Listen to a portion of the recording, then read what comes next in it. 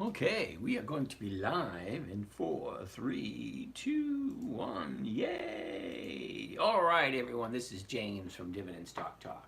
Brought to you by the 10-Minute Trader, where I invest in dividend stocks for weekly cash flow. Take you along for the ride for that safe, predictable, consistent 1%. Today is the 7th of August. August 7. 2024. Say hi to all these people. Hi to the nice people. All right, so what am I looking at?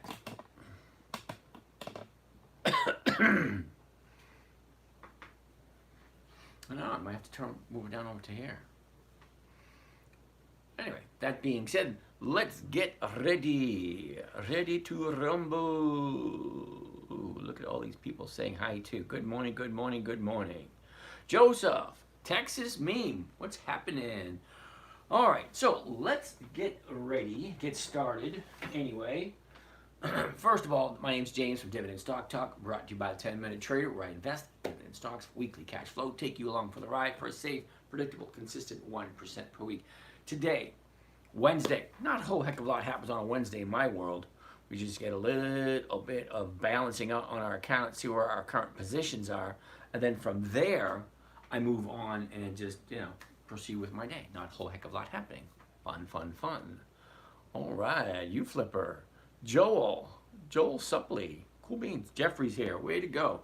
All right, let's get ready. So let's go over the positions currently on hand. AEO is top of my list. Now, AEO, usually I buy a stock on a Monday. I'm usually out by Friday, usually. But every once in a while, you have a stock that just lingers and just hangs around and does a lot of nothing. Well, that was AEO for me. American Eagle Outfitters. Michael, hey, Doc, how you doing over there? So, that being said, let's take a look at the numbers. What happened with AEO today? The Chapa. What's happening, Chapas? Zappening, y'all. Zappening, y'all. Okay, cool. Interesting name, Steve. All right, a year ago, AEO is sitting at 1521. The bottom is 1434. Topped out at 2647, and that was back in the beginning of March. Now, this thing dropped quite a bit from where I jumped in. Quinn's here. Mr. Cricket. What's happening, Mr. Cricket? Last 30 days. Look what we've done for the last 30 days. 30 days ago, we opened up at 1939. Now, when I always look at a chart, there's 5 things I want to see. There's 5 things I want to see when I look at a chart. Where's the high? Where's the low? Where was it? Where is it? And which direction is it going? Okay, so 30 days ago, we're sitting at 1967.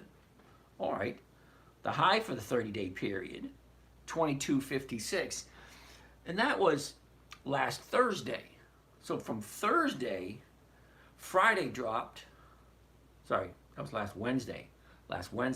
Thursday it dropped, Friday it gapped down, Monday she's down, Tuesday she's up, and today she's up. So you guys heard me say it over and over again. I like buying at a 30-day bottom and then 2 days to the upside to isolate where is the actual bottom. Now, I like 2 days to the upside. Some people want more. Okay? So, Mr. Darrell, do you sell covered calls further out in time if stuck with a stock, if a certain week not worth it? Absolutely 100% correct, Mr. Darrell. If this week's options aren't really worth anything, well, I'll go a week out. I'll go 2 weeks out, someplace where it makes sense. But you always got to remember the flow of where the stock is going. Now, you and me, we're the ones who create this mess. Okay, the highs, the lows. We jump in and we say, hey, it's worth more than this, or hey, it's not. It's just one of those things. Well, at this moment in time, 30 days ago, she went up, a little bit of correction, back up. There's your 30-day high, way up there. Then she drops. Ralph, no, it won't, Adam. Okay, so then she drops, and then now going back to the upside. Okay, they go up, they go down, they go up, they go down, and what happens after it comes down? finds a new bottom, which is your support, and then she shoots back up again. Well, that's where we're going with AEO.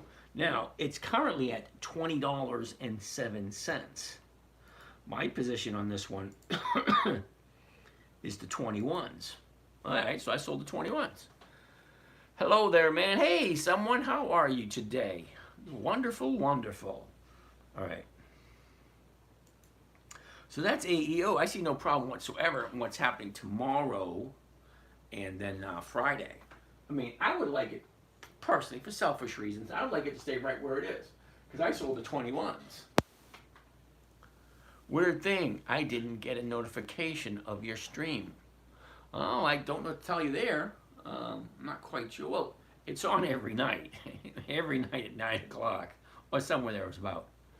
Do you trade futures? No. Or commodities? No, I used to, Ralph. Not anymore. Simone, how are you? And Simone wants to look at Macy's. Well, of course she does. I like Macy's. And this is like the longest time I've gone without owning any Macy's. All right, a year ago, we're at 1605. Bottomed out in October and again in November at 1049. Ooh. Now, from 1049, we hit a high at 2217, and that was in the middle of March. From there, she drops down. Look at that trading range. Okay, that is cool as anything. Okay, from December all the way in, and then we just recently dropped. Okay, so maybe she'll jump into a new trading range. I don't know, but let's take a look at it. Lucky Larry's here.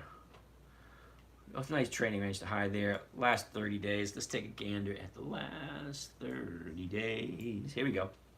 Last 30 days. Check out those numbers. The first big gap down is on the 13th. Okay, 30 days ago we opened up at 1949. Topped it off with a double high somewhere right around 1971.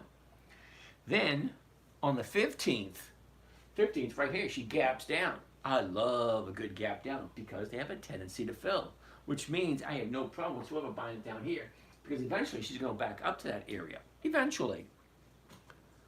Need to flip the camera, sorry. Every once in a while I forget something. All right. So, that being said, 3 weeks ago, we had a big gap down. Last week, we had a gap down. And this week, from Friday to Monday, we had another gap down. That's 3 gap downs in 30 days. And this is a company that's been in business for over 100 years. They turned down a bid this year. I think it was at 22. I think they said no. I said, from the article that I read, they said no, and then they would buy back the shares themselves at 24. So why would I not want to jump into Macy's? Look at the numbers. Right now, it's at 1539. The 1550s, we're not going to go by this week's, because even though this week is at 8 to 21. Well, all right. But there's only 2 days left, Thursday and Friday.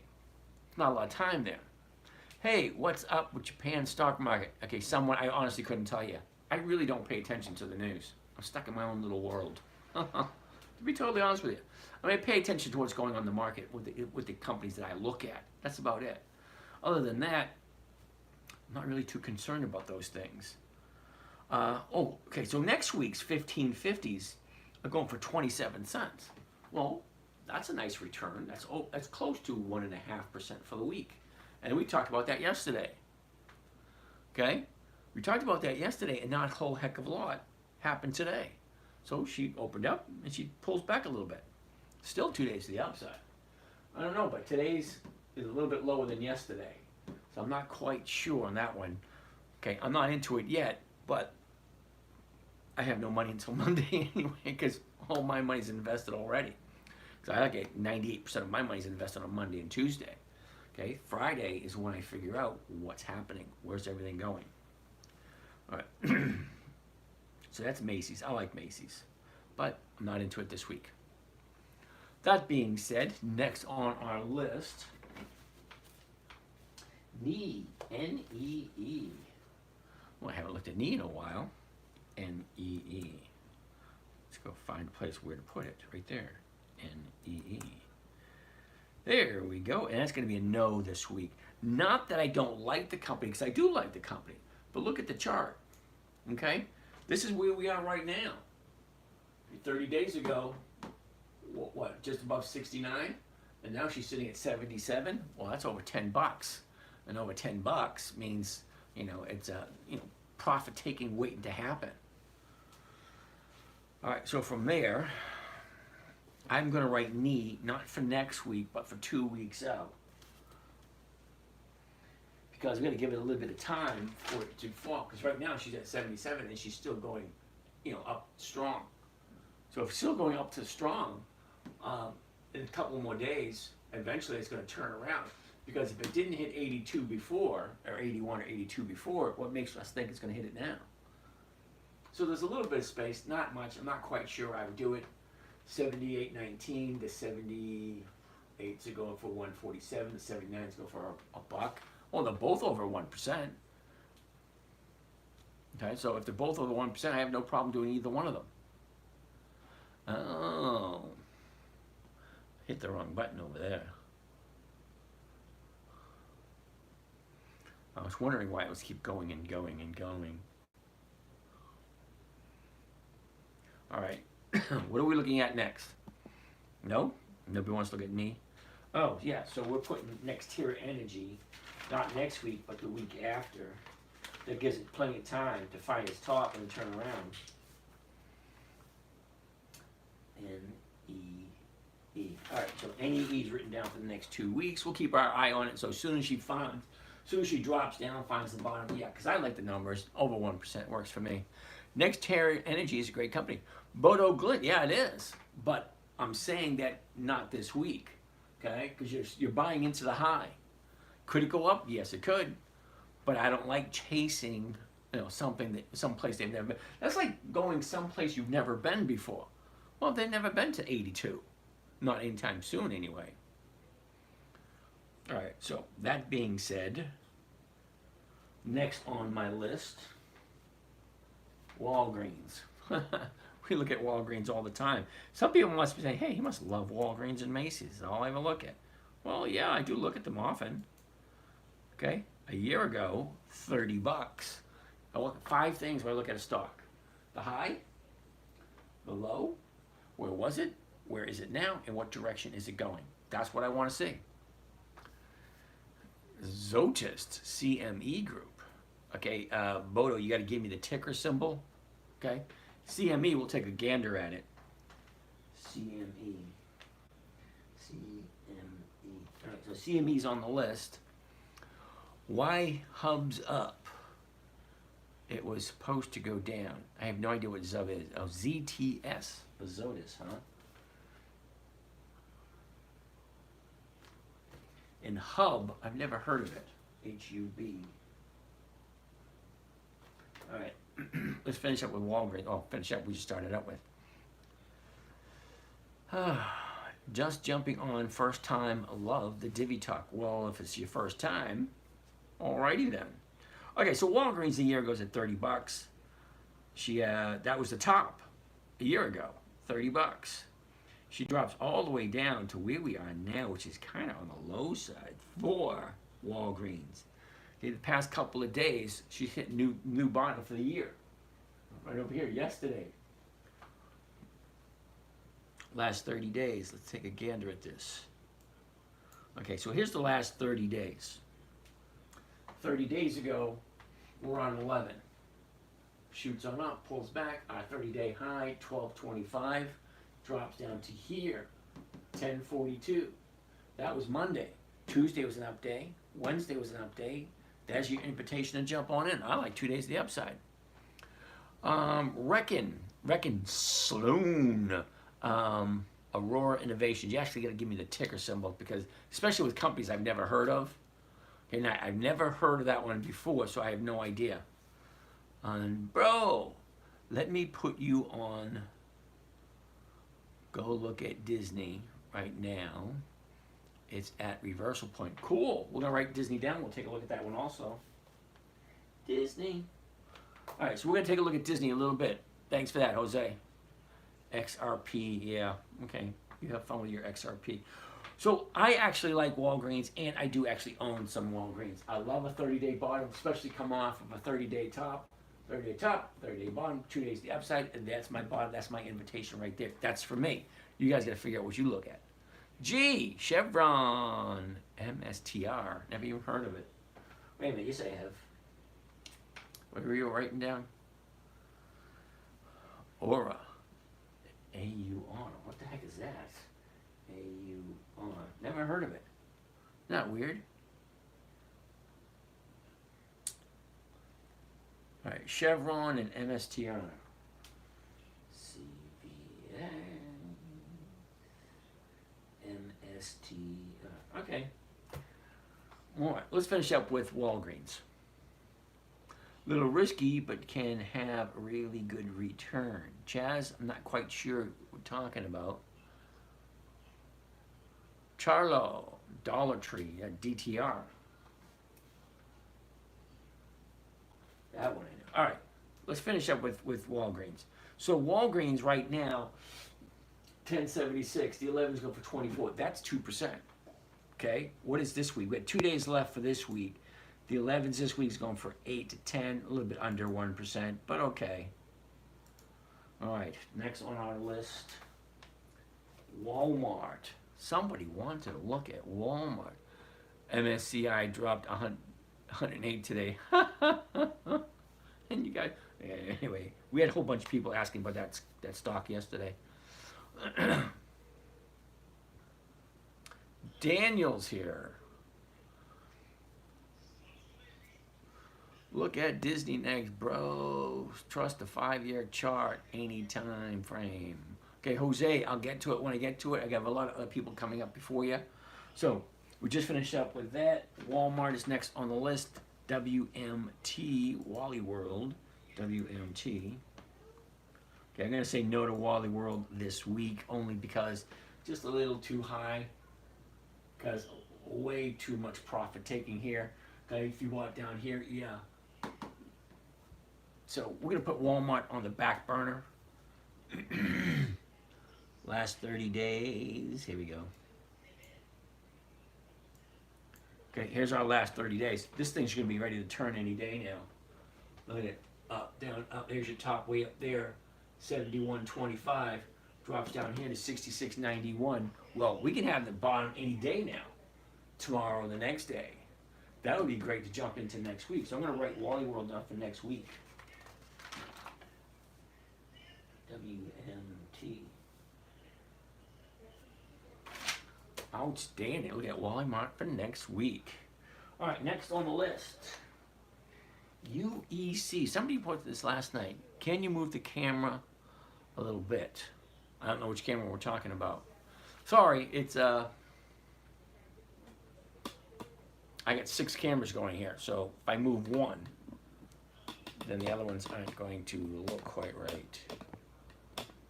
Yeah, how about right like that? Oh, this one's horrible over here. That's okay, not many people join me on Facebook anyway. I don't even know why. All right, that being said, let's take a look at Walmart. We're going to take a quick look at Walmart, WMT. 30-day chart looks a little bit like this. $70, jumps up to 71.50, drops down to 66.91, 66.91, then we'll go at the 67s, 48 cents, not quite 1%. That's for 2 days. But what's next week look like? Next week looks like over 2%, 186. Right, I like Walmart 186. WMT. So Walmart looks great at where it's at the moment. Now, next on our list, we're going to take a look at Target, TGT. Now, Target is one of those companies last year they held for a lot longer than I wanted to. I actually took it for over 6 months. Got it at 135, drops down to 102, and I held on to it until it got back up to 135 again. And that took 6 months to do.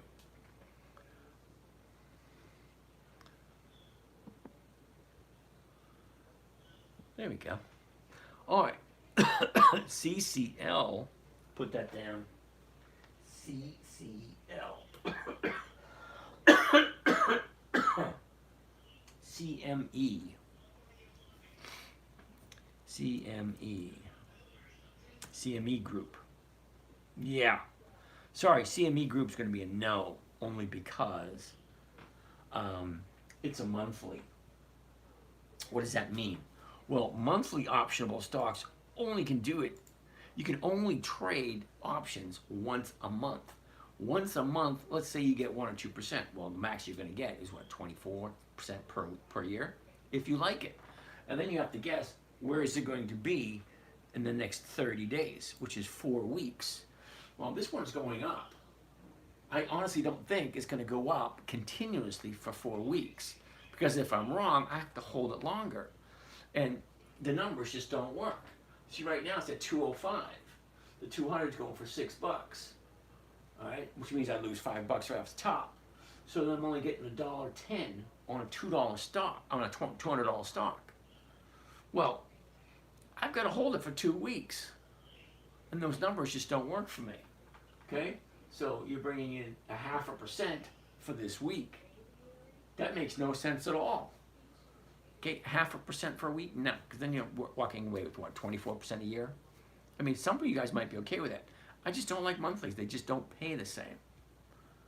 Lockheed Martin, LMT. See, some of them I know right off the top of my head. LMT.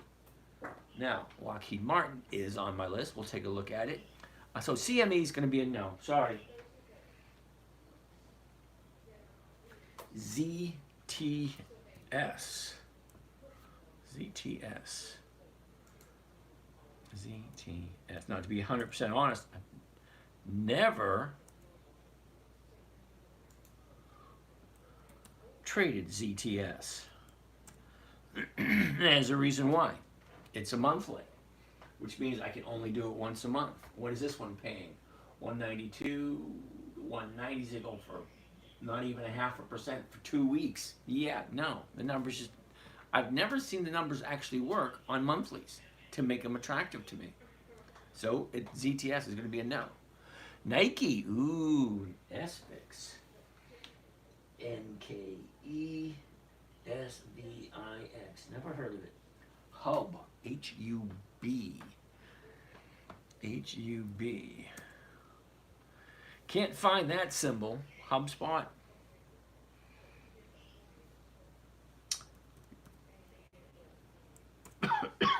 HubSpot's going to be a no. Okay. $400 stock. Yeah, no thanks. Next on the list. Now we're on Disney. CGC. Disney. Somebody wants to look at CGC, huh? CGC. Never heard of it. Hess. Ooh, Hess is a good one. HES. All right, so Hess is on the list. Let's keep on rolling. Oh, I knew. You see, someone always has to mention Tesla. Tesla's going to be no. TSLZ. Home Depot. Apple. HD and Apple. Okay, we'll get to those in a little bit. Just give me a little bit of time. We'll get that. Look at the resistance, 5-year time frame, and all the bounce. Okay. Who's asking about Disney? Jose. Now, Jose, you're under the impression that I look at the 5-year chart. I don't. When I look at the 1-year chart, 90-day, 30-day, and then seasonality. Because I'm buying on a Monday and selling by a Friday. I'm not doing long term. 5-year chart makes absolutely no sense to me whatsoever. Because I'm not buying to hold long term. Where 5-year chart may be an important, important chart to look at. But at this moment, 1 year, 90-day, 30-day, seasonality. All right, so here's the 1-year chart, 5 things I want to look at. High, the low, where was it, where is it, in what direction is it going? Well, it's in a downtrend, okay? So you think this is so wonderful, let's take a look. 85.43. We're looking at the 86s, and the 86s are paying $1.76. That's 2%. That's a little over 2% actually. Okay, there's the price right there, 85.43. The bid and the ask. Okay, now at the current ask price, 85.43. The 86 is going to be closest, 176. What exactly is that anyway? Let's do a quick calculation for the rate of return on Disney. Okay, 85.43, the 86s are going for 176. So 176, and then we divide it by the purchase price. The purchase price is 85.43. 85.43. So my rate of return for the week is 2%. But here's the thing. If the stock is above my strike price come Friday, I also get the difference between the purchase price, 85.43, and the strike price, the 86. Okay, so the difference between that is 50 and an additional 57 cents per share. So I get a little bit of a capital appreciation along with the 2% from just the premium. Okay, fine. I like 2%. And so let's take a look at the chart. Okay, a year ago,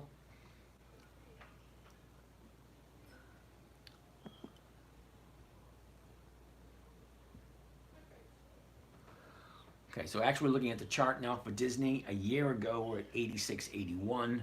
Bottom of the year was 87.92, and that was back in October. Topped out at 123.45 the beginning of April. Now, since April, she's been in this huge downtrend. Look at it, just down. Now we're sitting at 85.96. Okay, it was at 123. That's a big drop.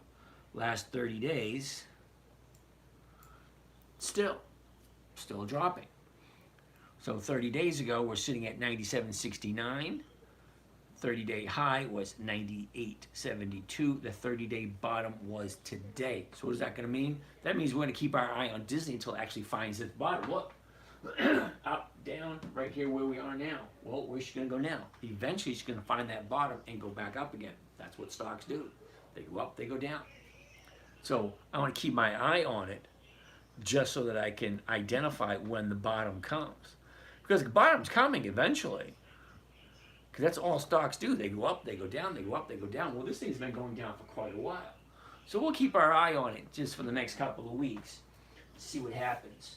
So let's take a look at next week's list. Okay, now Disney is on next week's list.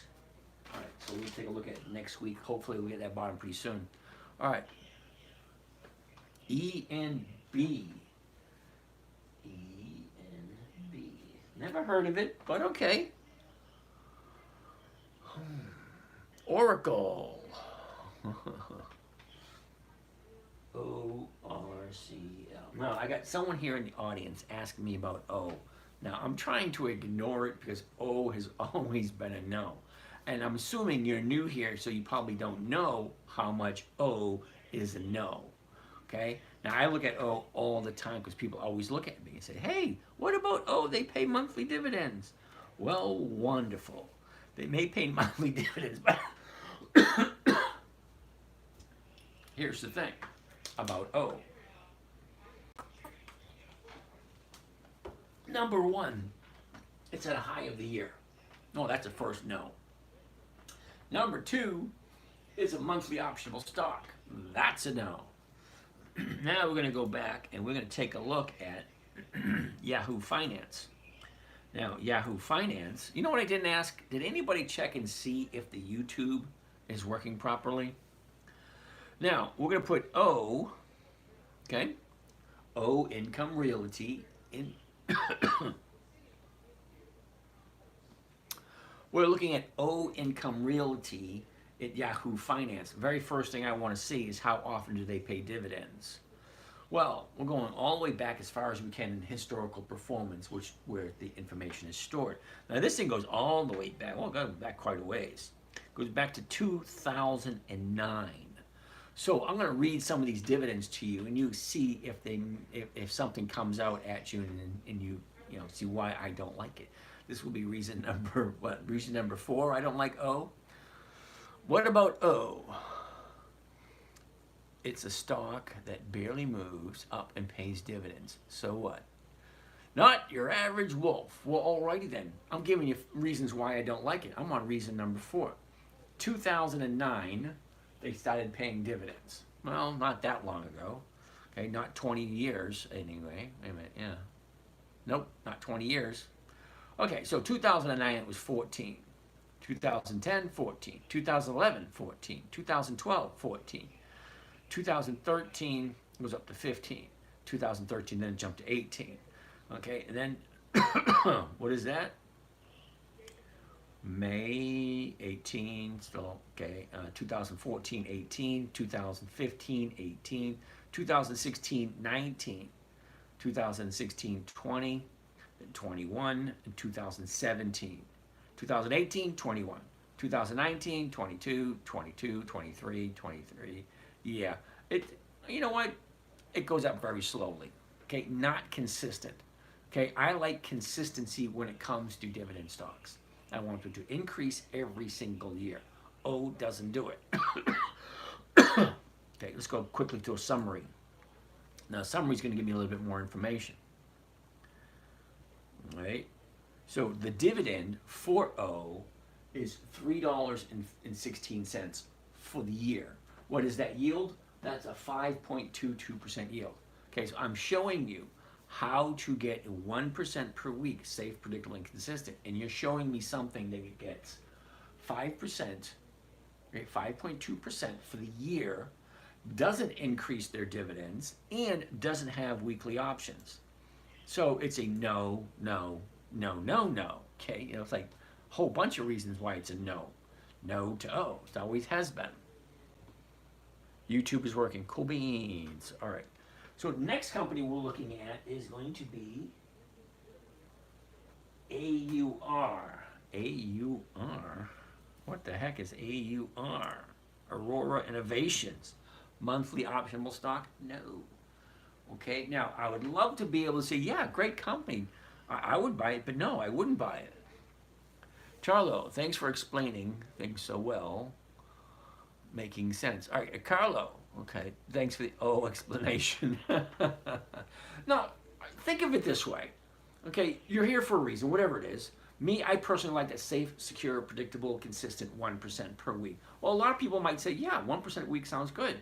That's 50% per year. This is slow. This is boring. This is the same things over and over and over again. Great, fine, dandy. But you got to ask yourself a couple of questions. Dustbuster, how's it going? Ask yourself a couple of questions before you do anything. This is your hard-earned money you're talking about. Nobody has more interest in your money than you do. So why wouldn't you?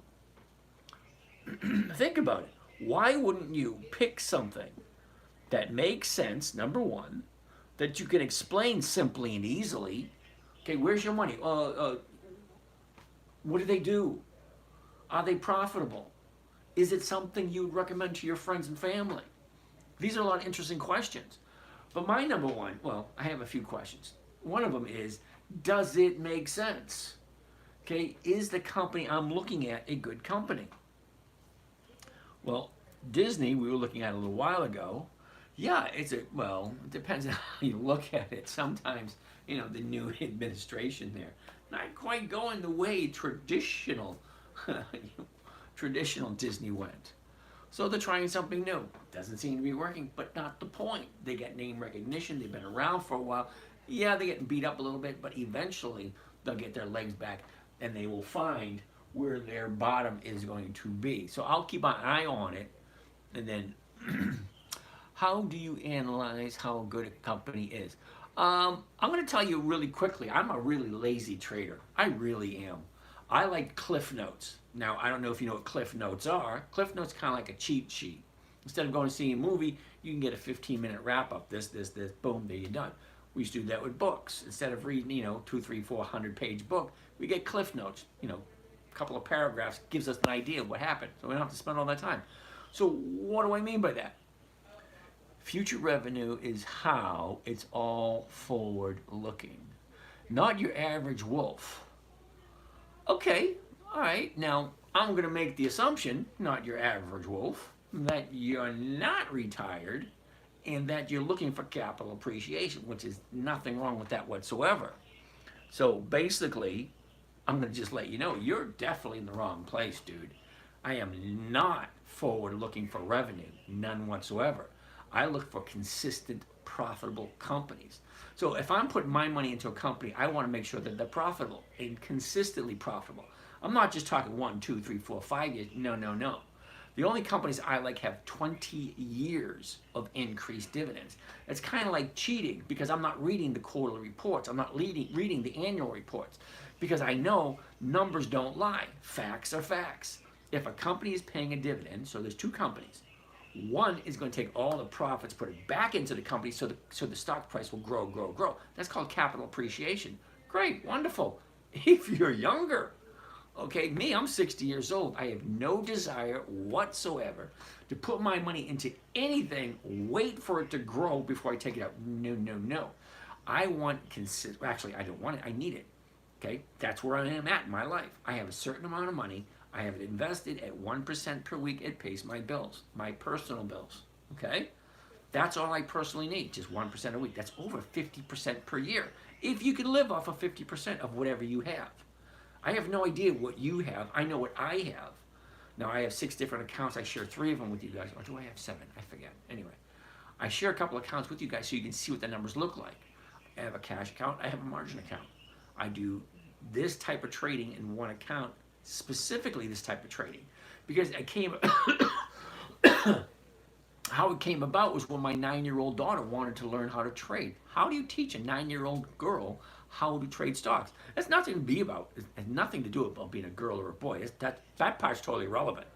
Okay, the numbers are what the numbers are. The stock market is what it is. Well, at this moment in time, there's 9,597 stocks available every single day. That's almost 6,000 choices to choose every single day. So how do you figure it out? Well, me, personally, this is just me. You guys got to figure out what you like. All right? I only like companies that have consistently increased for 20 years.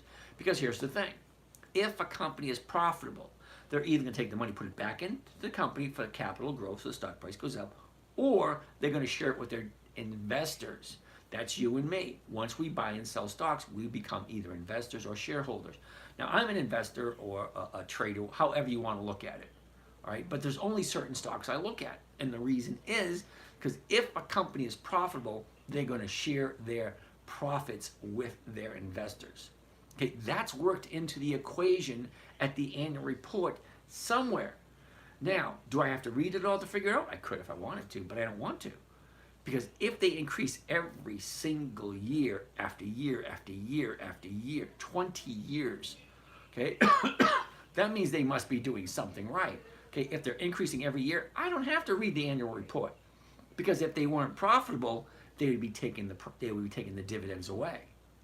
If they start taking the dividends away or the dividends start to decrease, that gets my attention. Now I have to go in and read the information. But as long as it has 20 years or more of increased dividends, I don't even bother. Because I'm looking for increased dividends and weekly options. The reason I want weekly options is so I can get a weekly paycheck. It's actually that simple. Because the strategy had to be safe. Wait a second. It had to be simple, safe, predictable, consistent, and in no way that my daughter could lose. So the only way that could happen, I had to come up with a couple of rules. 5 rules specifically. 1, never buy something you do not want to hold long term. Because you just might have to. 2, never sell at a loss. It defeats the whole purpose. And if you followed step number 1, never buy something you don't want to hold, well, number 2 should be self-evident. 3, make sure the company has consistent dividend increases. It's kind of cheating. I don't have to look at the quarterly reports or annual reports. If they're profitable, they're going to show the profits. It's that simple. 4 is weekly options. The reason why Intel, okay, we'll take a look at Intel. Hold on a second. INTC. The reason why I want weekly options is because I want a weekly cash flow. It's actually that simple. Now, I always tell people, stop making it more complicated than it needs to be. It doesn't need to be complicated. Where do you think their bottom will be? Ransom, I honestly have no clue. I don't. It's going to keep dropping until it finds bottom. Because it's you and me. Okay? You and me, we make up this crap right here. The high, the low. Because we decide, oh, that's way too low for this company. I'm going to jump in and buy some. Well, great. You jump in and buy it, and all of a sudden it goes up, up, up, up. At a certain point, okay, I'm going to say, hey, I want those profits. I'm out of the game. I'll take a step back, take my profits, and go play somewhere else. Okay? I day swing trade on options, which can be stressful. I like your style, though. Well, Dustbuster, I appreciate that. Now, to be honest with you, I used to sit in front of the computer and looking at a whole bunch of different stuff. Oh, which one's moving? Which one's moving? Which one's moving? Which one? Yeah, no, thank you. I don't do that anymore. Okay, I got a simple strategy. It works effectively. I get 50% per year. Why would I want to change? You're Warren Buffett type. Well, don't get me wrong. It's mechanical.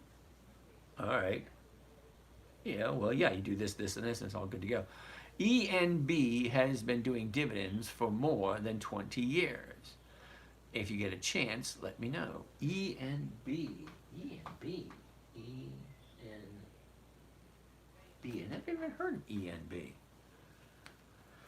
Okay, ENB. That's a monthly, dude. That's going to be a no. And it's at a high of the year. So that's 2 no's. High of the year? Yeah, no thanks. Monthly? Yeah, no thanks. Because it just doesn't pay the same. And apparently you weren't listening. When I say I like weekly optionable stock, and the reason why I want weekly optionable stock, it's very challenging to figure out where's it going to be in the next 4 weeks. Well, right now she's at 38.45. That's the high of the year. Okay, well, where do you think it's going to be in 4 weeks? There's no support whatsoever to give you any indication that that thing should go up another 4 weeks. There's just no basis. Because if it was worth more than $38, it would be higher than $38 right now. So it's very challenging to find out, in my humble opinion. Okay, this is just my humble opinion. Where's it going to be in the next 4 weeks? Well, who knows? But it's easy to judge where it's going to be in 5 days. Because right now, it looks like eventually it's going to find its top and then turn around and come back down. Because when you're buying down here at the bottom's at 35, the top right now is 38. That's a $3 move. $3 move doesn't sound like much, but it's a $30 stock, so that's a 10% move. 10% is like, hey, 10% in a couple of days, couple weeks? Fuck yeah, why not? Oops, I probably should have said that. Anyway, let's take a look at some more of these questions.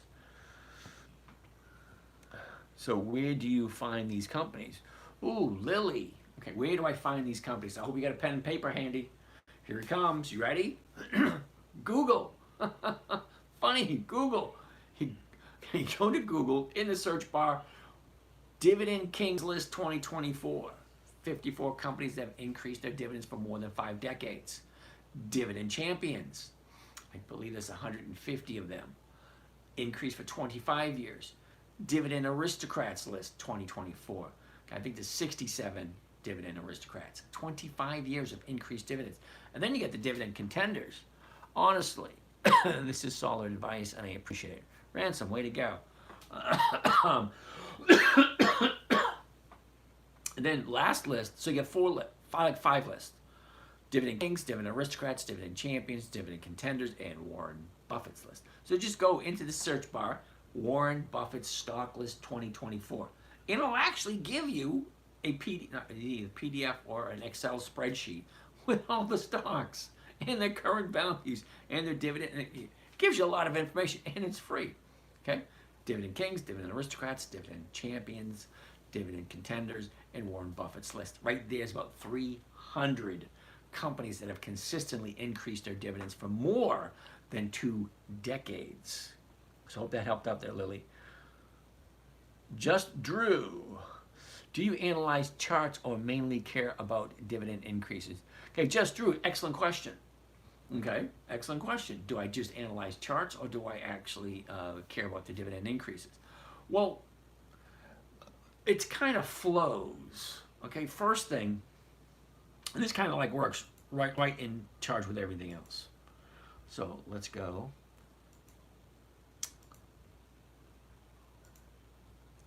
All right. What we're looking at now is a dividend calendar. So let me quickly do a video on this. All right, so we're at a dividend calendar here. Every one of these green dots represents a company that is going to be paying their dividends. Let me rattle off a few for you. Baxter, eBay, GLW, that Corning, KHC, Heinz Ketchup, Nucor Energy, Walgreens, Target, Aflac, ADM, Archer Daniels, Key Bank, Johnson & Johnson, UPS, Chevron, Apple, so on and so forth. You've probably heard of every single one of those companies.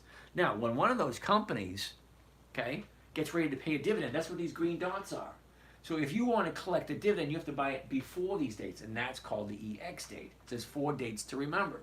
Okay, one is the announcement date, self-explanatory. Second is the EX date. The EX date is the last day the stock trades before the dividend is paid out. If you want a dividend, you have to buy it before the EX date. Any day, 29th, 22nd, the 31st, the 1st, the 3rd, whatever. As long as you, hold on.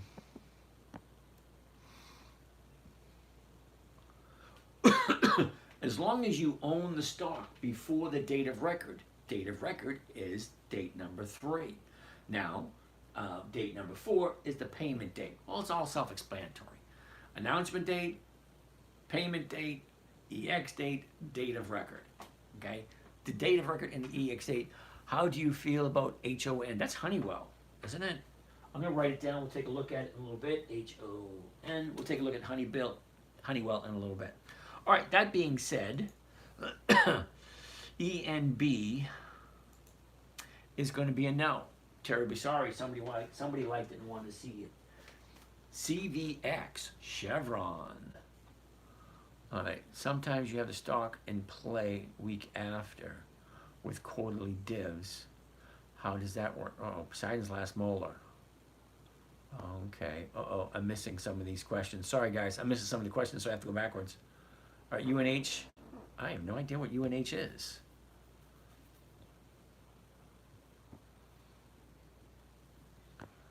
Oh, I missed quite a bit of these questions. So where do you find these companies? I remember that question. Do you analyze charts? Oh, I remember that question. Disney, Dutchie, we already looked at Disney. We found that Disney, we're going to keep our eye on it in the next couple of weeks because she hasn't found the bottom yet. Okay, we've, every time we find a halfway decent company, we want to keep our eye on it. So we want to see where the actual bottom is. When the actual bottom is, that's where I like to jump in. Because if you look at a chart, take a look at this one right here. This one is ENB, not something I would trade, but it's basically a regular stock chart. Okay, goes down, up, down, up, down, up, down, up, down, up, blah, blah, blah. That looks a little bit intimidating like that. That's a 1 year. Well, the 90-day chart looks like this. Same thing. Okay, up, down, up, down, up, down, up, down, up, down, up, down. Same thing. High, low, where was it, where is it, what direction is it going? It is all relatively simple. Then you want to jump into the last 30 days. The last 30 days gives you an idea of where it's going. Well, look where it is. It's right here and it's shooting on up.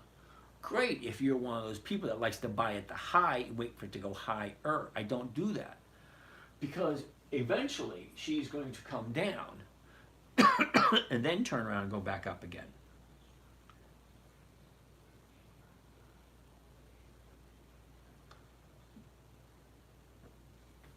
Okay, she comes down, goes up, comes down. That's all stocks do. They go up, they go down, they go up, they go down. That's all.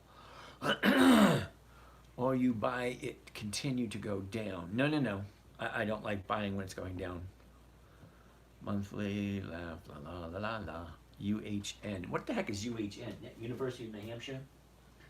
UHN. No, that wouldn't be University of Hampshire. Yeah, UNH. Sorry. Yeah, UNH. Silly me. 21 more questions. Holy cow. How diverse is your weekly portfolio? All right, Carlo. Charlo? Is it Carlo or Charlo?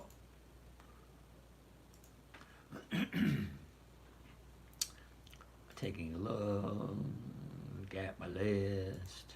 All right. Take a look at the list that I got. Now, I have like 7 or 8 lists. Each one represents something different. Okay? Now, we're looking at the monthly calendar for August. Now, we're currently in August 7th, which is right here. So what stocks are having their dividends this week? Citigroup, Eaton, LVS, Las Vegas Sands, Metropolitan, NEP. Oh, hell, what's NEP? Next Tier Energy Partners, silly me.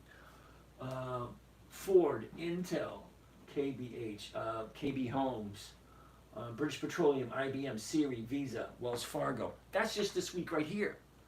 Now you have to, all right, if you told me, I wouldn't believe you that out of these 5, 10, 13, what was that, 14 stocks?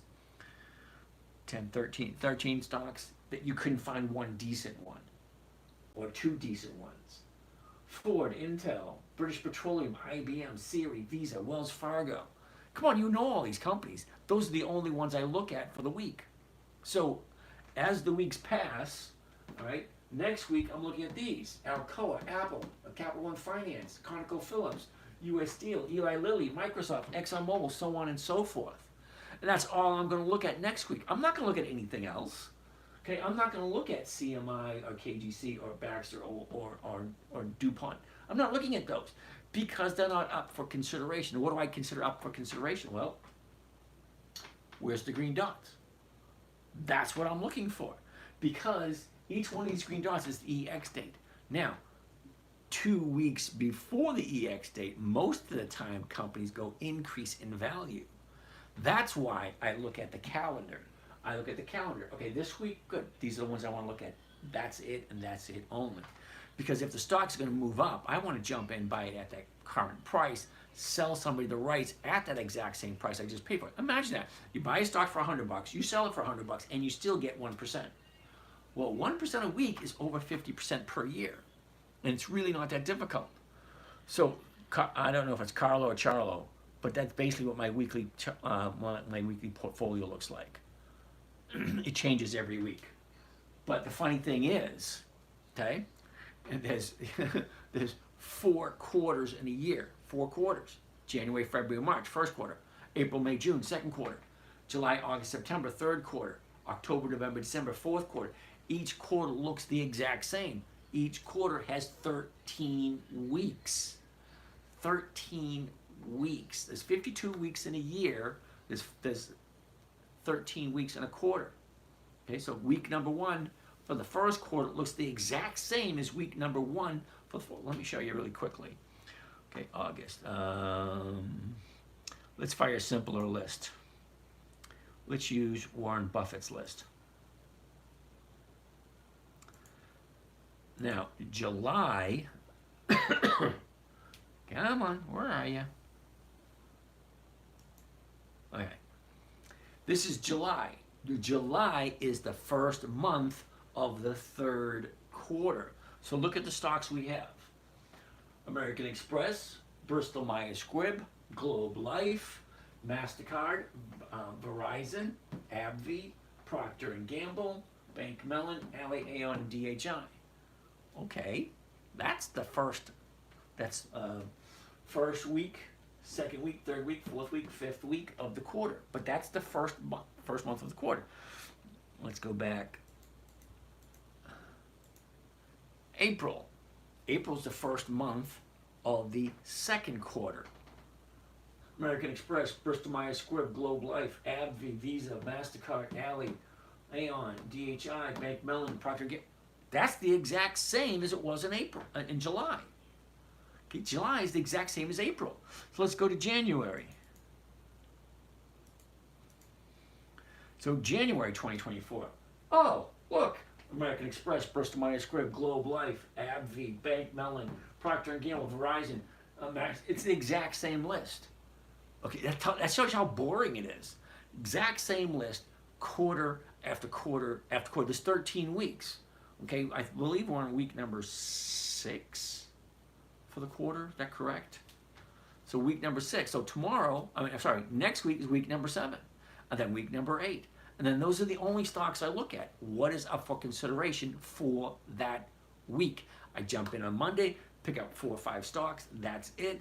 Then I'm out by Friday. Great. I jumped in on Monday, make my money, and I'm out on Friday. Most of the time. Not always. Every once in a while I'll carry something longer than I wanted to.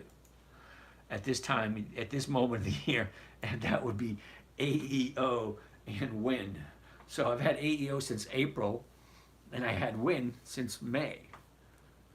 Hello, James. Good evening from Puerto Rico. ¿Qué pasa, amigo? ¿Cómo está? Thoughts on GSAT? GSAT? Never heard of them. GSAT. All right, so GSAT. All right, Lily, glad you're okay. All right, Lily, I heard of Dividend Aristocrats. Well, cool. See, you're halfway there. And Bon Jovi, yeah, I'm halfway. All right, sometimes you have the same stocks in play week after week, which quarterly divisions does not work. Well, you're absolutely correct. You're 100% correct. So let me give you a quick explanation for that.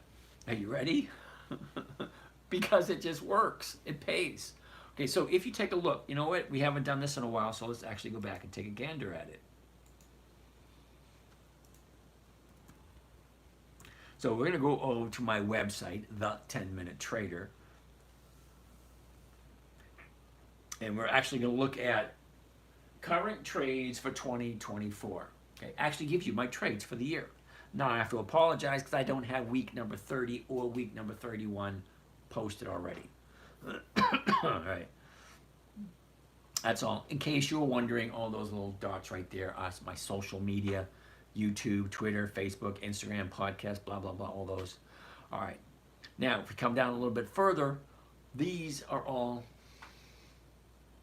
Let's do this video on this one. We'll like that one somewhere in the future.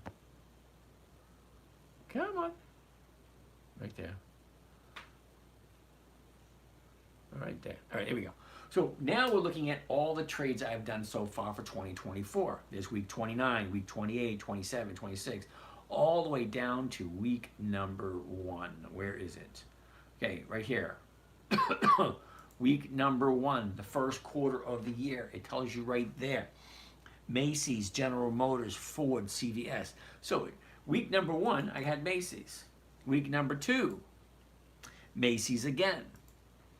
Week number 3, Macy's again. Week number 4, Macy's again. Week 5, Macy's. Week 6, Macy's. Week 7, Macy's. Week 8, Macy's. Week 9, Macy's. 3M also. So I carried 3M for 11 weeks this year. Now, I didn't carry Macy's. Macy's I bought, made a nice profit off of, sold, bought, made a nice profit, sold, bought, made a nice profit, sold, consistently. If we take a look at the chart on Macy's,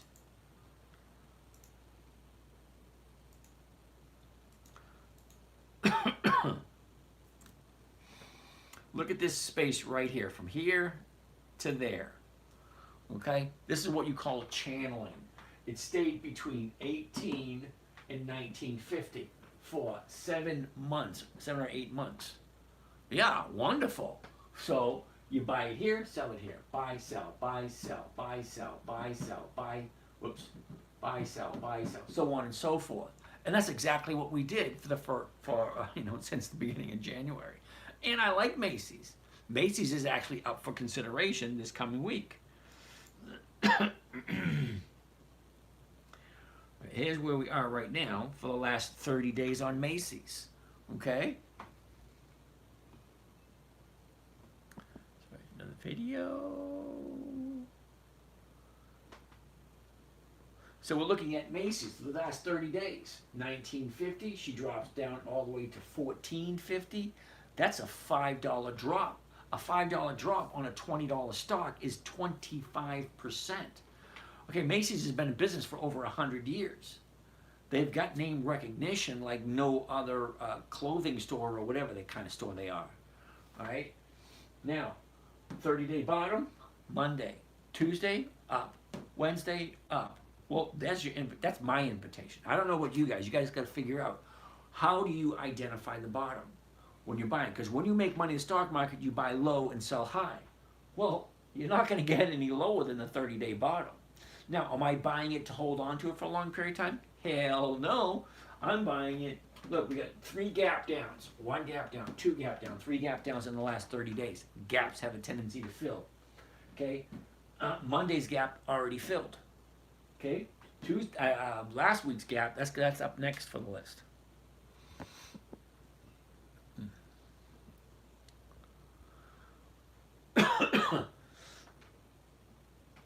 So when you're taking a look at a chart, deciding whether or not you want to buy, well, where the hell is it? Well, 30 days ago was a 30-day high. Monday was a 30-day bottom. You're going to buy low to sell high to make your money in the stock market. Buy low, sell high. Well, the high was 30 days ago. Well, what happens after a 30-day high? Well, I like to call it profit taking. Because if I see a stock go up 5 or 10%, I'm going to take my profits and jump. But I'm only looking for a 1% profit per week. So it's easy to hit 1% per week. Look where we are now. We're at a 30-day bottom Monday. 1 day up, 2 day up. You have to figure out, where do you call the bottom? Right. So Poseidon's last molder. We'll take a look at that in a little bit. So after that, I want to figure out what am I getting paid. $15.39 to $15.50 is go for 27 cents. That's close to 2%. And you ask, why do I do Macy's all the time? Well, because it's giving me close to 2% every week. So you got a 100-year-old company that has name recognition like no other company that you know of, and consistently giving me 2% every single week. So why wouldn't I continue trading it? Now, just because the dividend's not coming up and the numbers work, yeah, I'll buy it. Okay, they increase their dividends consistently. I'm not 100% sure what they're doing lately, but I cut them some slack because they're over 100 years old and the name recognition is huge. I missed some of these questions. Did the crash affect your method at all? So, King, I've been hearing that question for the past couple of days. I'm not seeing any crash whatsoever. My main goal, my main goal is a safe, predictable, consistent 1% per week. If you're asking me, did I make my 1% this week? My answer would be, yes, I did. Did I make my 1% last week? My answer would be, yes, I did. Do I see myself making 1% next week? Yes, I do. Because once you understand, the money doesn't disappear. The money just goes from one person to another person. It doesn't just disappear. So when the stock drops, who do you think gets it? Somebody gets it. It goes from someone to someone else. It doesn't just automatically vanish. All right, let's take up some more questions. Lots of red there. Well, yeah, but you can't get to a bottom until you have a red. Okay, and I could change it and change it to the Heiken Ashi. Hold on.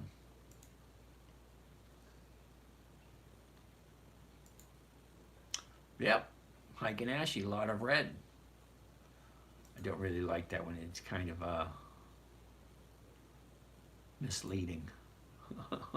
Anyway, so let's see if we have any more questions. Apple. Ooh, yes. Is Apple on our list? Yeah, I got like 5 more stocks to go before I get to Apple. All right, Vegas. So Apple is on my list to take a look at. Next, we're looking at MSTR. MSTR. Who the heck is MSTR? MSTR. MicroStrategy. Really? Yeah. So I'm going to say no to MSTR only because I'm not quite sure what you guys think of me. If you think I can buy 1,000 shares of a stock that's $1,200, yeah, you got the wrong guy. Okay? I'm not. I cut it off at $250. That's my limit. Okay, I'm still just a small fish. All right? I don't have millions upon millions, and yet $1,200 stocks not on my list. So MSTR, DTR. What the heck is DTR? DART. We can't find it. Okay, so DTR is non-existent. CCL, Carnival Cruise Line. Interesting. All right, take a look. First thing I always want to look at.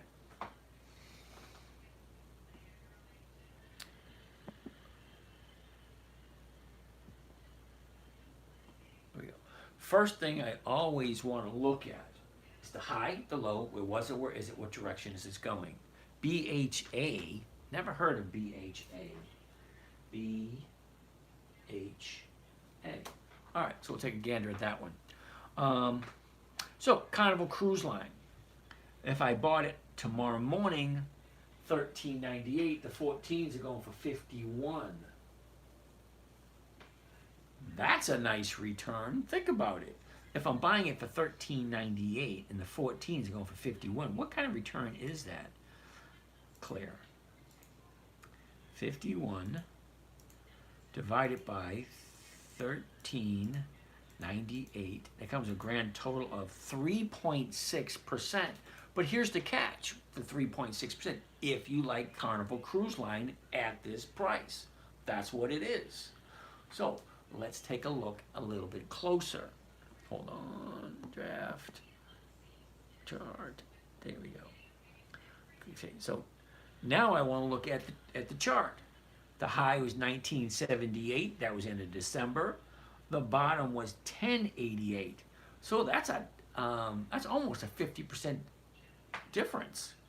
The bottom being 1090 and the top being 1985. Well, that's a big difference. That's almost 100% increase. You see that? Let's close up a little bit closer. Here we go. 1023, okay, October, 1084, and then 12, that's 2 months. 100% increase in 2 months, that's awesome. Okay, Carnival Cruise Lines. Like say the last 30 days, let's take a gander. What are we looking at for the last 30 days? Well, 30 days ago, we're at 1751.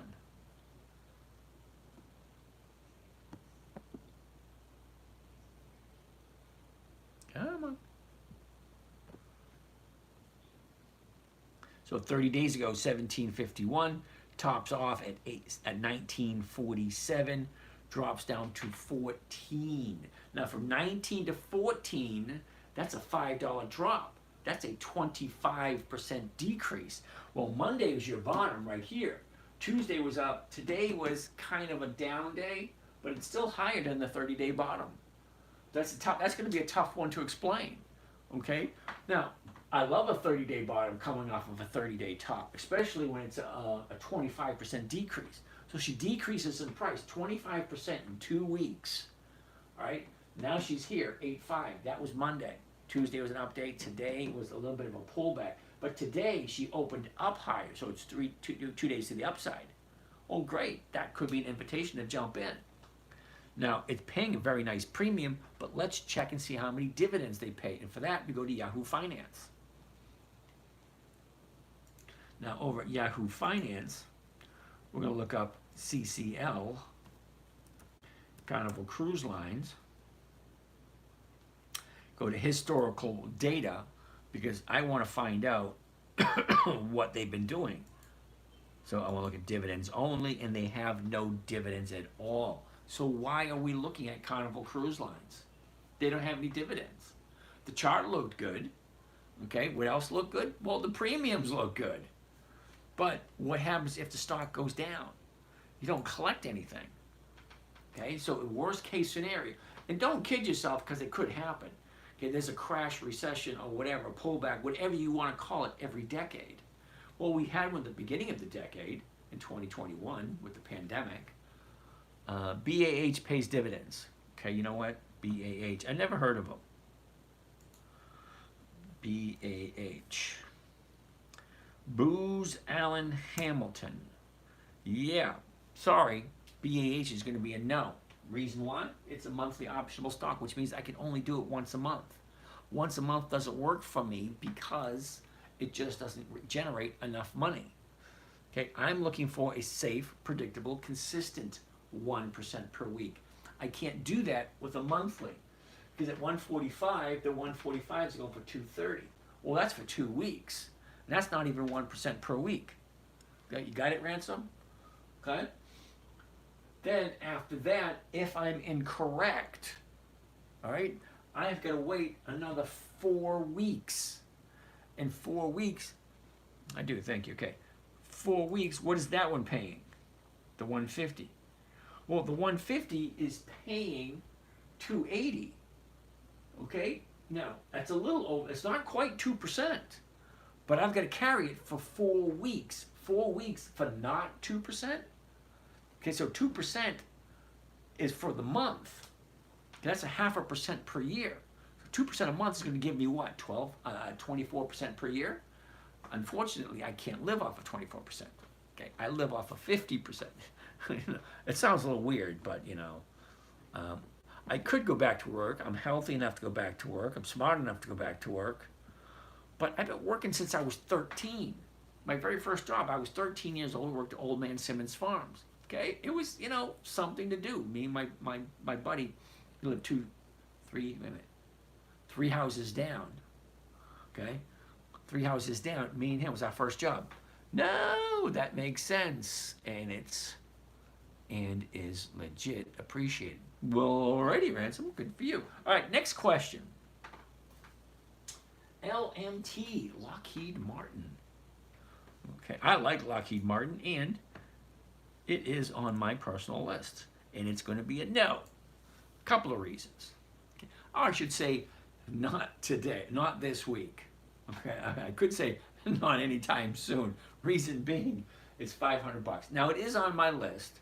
Okay, so eventually at some point, I will get to the point where I can buy, 1,000 shares at $500 a piece, but not today.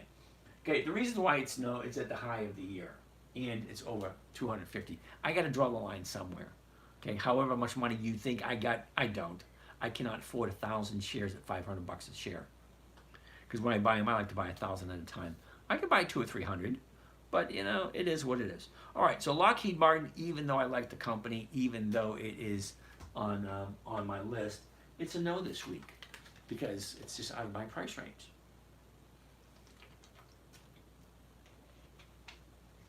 All right. NRE. Oh, Nike. NKE. I thought it was R. Nike. Now, I do have some Nike, just to let you know. Now, I saw this drop a couple of weeks ago, and I said, oh, hell yeah, I'm jumping on that one. The reason being is, well, I like Nike. I'm going to take a quick look at Nike. Nike at this moment in time is $72.30. So 72 is going for $1.83. You take that 30 cents off there, and you're still walking away with $1.50, which is almost 2%. So if I buy Nike at $72.30, sell someone the rights to buy it from me at 72, which is less than what I paid for it, you're telling me I can still make 2% and walk away with the week? All the stock has to do is basically nothing. Look at it. It's $72.30. Okay, the closest strike price is the 72, and the 72 is paying $1.83. Well, I'm losing 30 cents right off the top, so you take the 30 cents off the 183. So I'm walking away with 153, right? So if I'm walking away with 153, that's my profit per share. Now, some people say, $1.53, that's not a lot. Well, I'm not looking for a lot.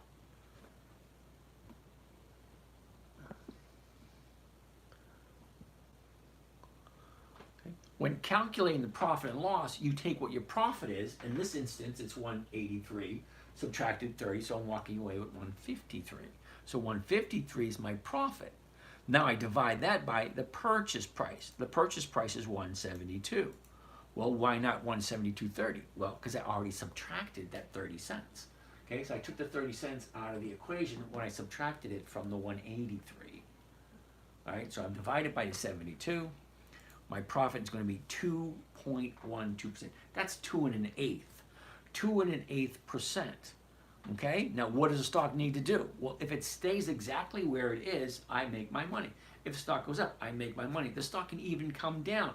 So that's 3 for 3. There's only 3 directions it's going. It's going up, it's going down, or it's going, and I hate saying sideways. How about nowhere?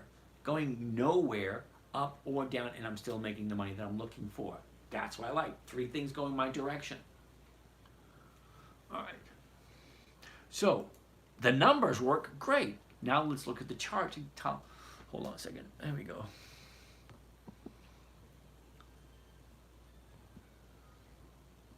Okay, so the numbers were great up over here, so it's over 2%. Great. What do I look now? High, low, where was it? Where is it? What direction is it going? Well, a year ago, Nike's sitting at 110, tops off in December at 123, drops around 70 bucks in July. Well, last 30 days, well, these last 60 days, the high at 197, bottom at 70.87. All right. After that big drop, here we are now. Here's the last 30 days. 30 days ago was the 30-day high, and that was 75.49. From the 75.49, she drops, retrace, drops, retrace, drops. Here's our 30-day bottom on Monday. Monday's the 30-day bottom. Up, up. That's my invitation right there. 2 days to the upside. That isolates the bottom for me. You've got to figure out what makes the bottom for you. So if you look at the last 30 days, look at the movement. Okay? Down, up, down, up, down, up, down, up, down. Now it's going to the upside. It's like a seesaw. Remember on the playgrounds as a kid? Up, down, up, down, up, down. It's a seesaw, teeter-totter, whatever you want to call it. Do you think Dell will go back up? Ooh, Marathon Mom wants to take a look at Dell. I actually own some Dell, so we'll write that down. We'll take a look at that one. Ford. All right, we're going to go look at Apple. Apple, got a couple more to go. All right, SVIX. That's probably going to be a no. SVIX.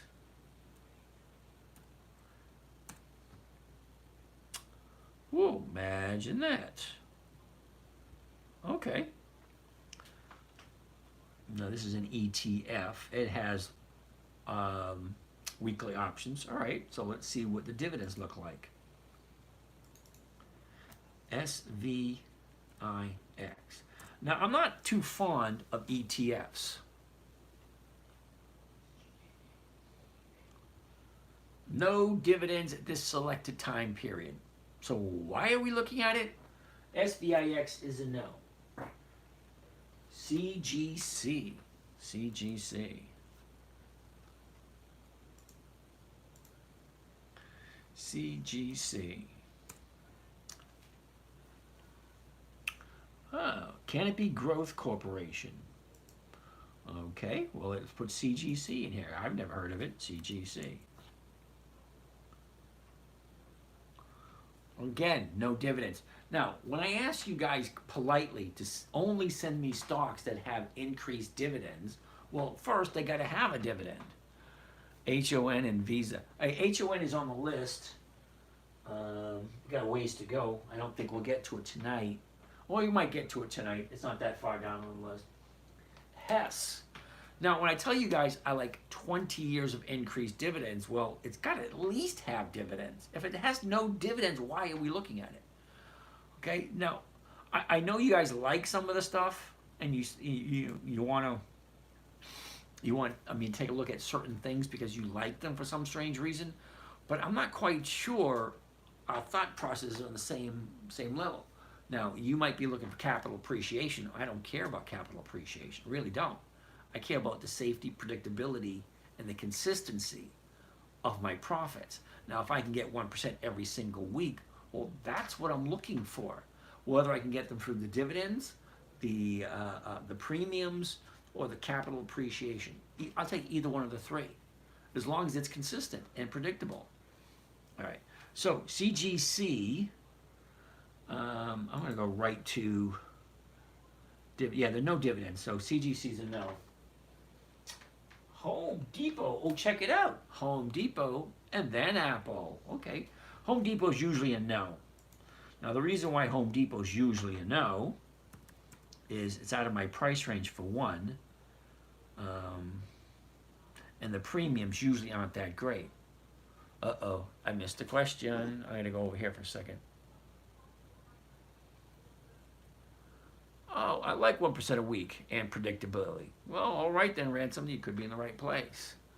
Okay, Harry, we're gonna get there. So, HD, Home Depot. Well, right now it's at $342, a little bit out of my price range. And if I'm gonna buy it first thing tomorrow morning, $340 is what I can expect to pay. and the 340s are going for 1350. Can you imagine that? 1350?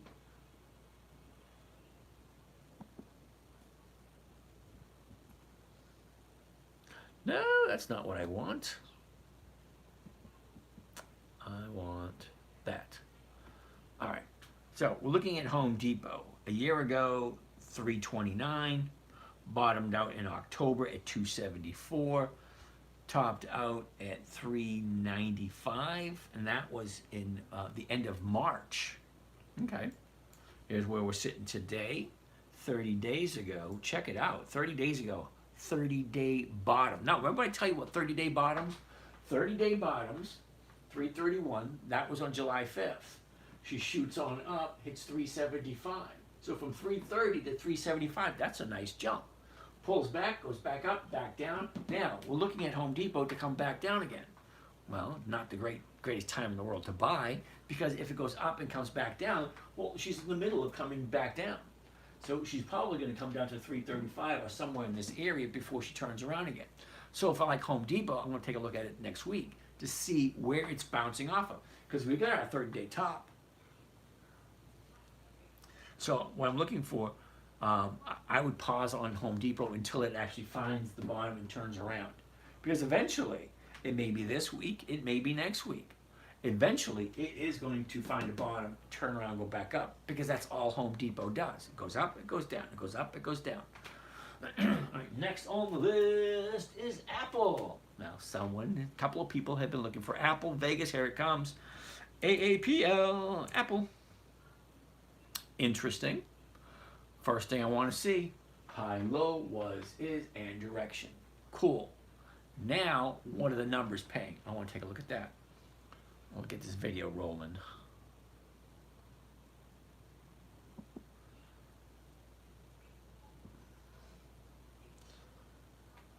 There we go.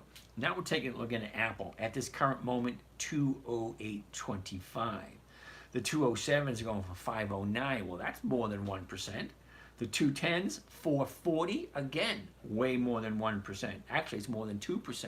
So if you like Apple, you can get almost 2% from Apple.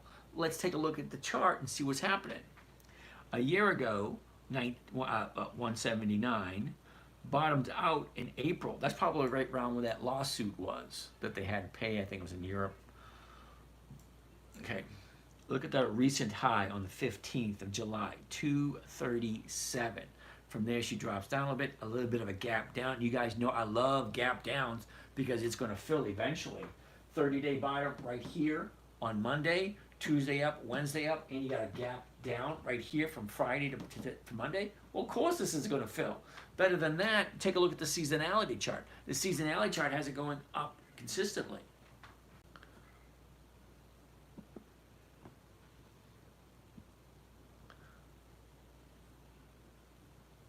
Okay, now the seasonality chart for Apple, okay, seasonality, okay, far left, January, December.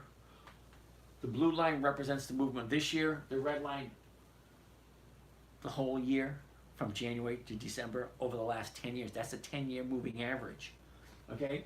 From January to December, straight up, not straight up, but continuously up, okay? So if I'm looking at Apple, I can get over 2% for the next couple of days. Well, that works for me, because look where she is. 30-day high, 30 days ago, 30-day bottom, Monday, Tuesday, Wednesday, the upside. That's 2 days the upside. That's how I identify a bottom.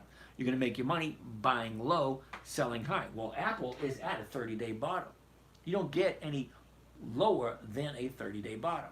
Well, you can go for a 90-day bottom or a year bottom, but that's not what we're looking for. We're looking for where is this going to go by Friday. Not this Friday, but next Friday. Okay. So if she's here now, the 30-day top's there, 30-day bottom's here, where do you think she's going to go by next Friday? That's only 5 or 6 days. Well, I don't care where it goes, just as long as it keeps going in that direction. Because I want to jump in. Hold on. Get this video up and running. Tell me something good. All right. I want to jump into Apple, okay, tomorrow morning at 208.25. See it up there, 208.25? And I sell the 110s, I can bring in 440. Okay, that's over 2%. If the stock goes up, yeah, I make a little bit more. Well, what does stock usually do this time of year? Well, Apple has a tendency to go up all year long. Tendency to go up all year long. Why wouldn't I buy Apple? Now, I'm not buying Apple to buy and hold for a long period of time. I want to jump in. Okay, if I jump in at 208, I can sell the 210s, make more than 2%, or I can sell the 207. The 207s is probably a better, a safer bet. Because if I buy it at 207.50, well, I'm losing 75 cents. But if you take 75 cents off of the 590, well, you're still making 520, is that right? 515. Yeah, so you make it 515, which is more than 2% on Apple. And what's it going to do? Well, it's just going to stay above 207. Well, it's currently at 208. 208 and going to the upside. It's kind of like a no-brainer, but I can't tell you what to do. You have to decide for yourself. Do you like Apple? Do you like Apple at 208? Okay, remember rule number 1. Never buy something you do not want to hold long term. Because you just might have to. All right, so ask yourself the question. Do I like Apple?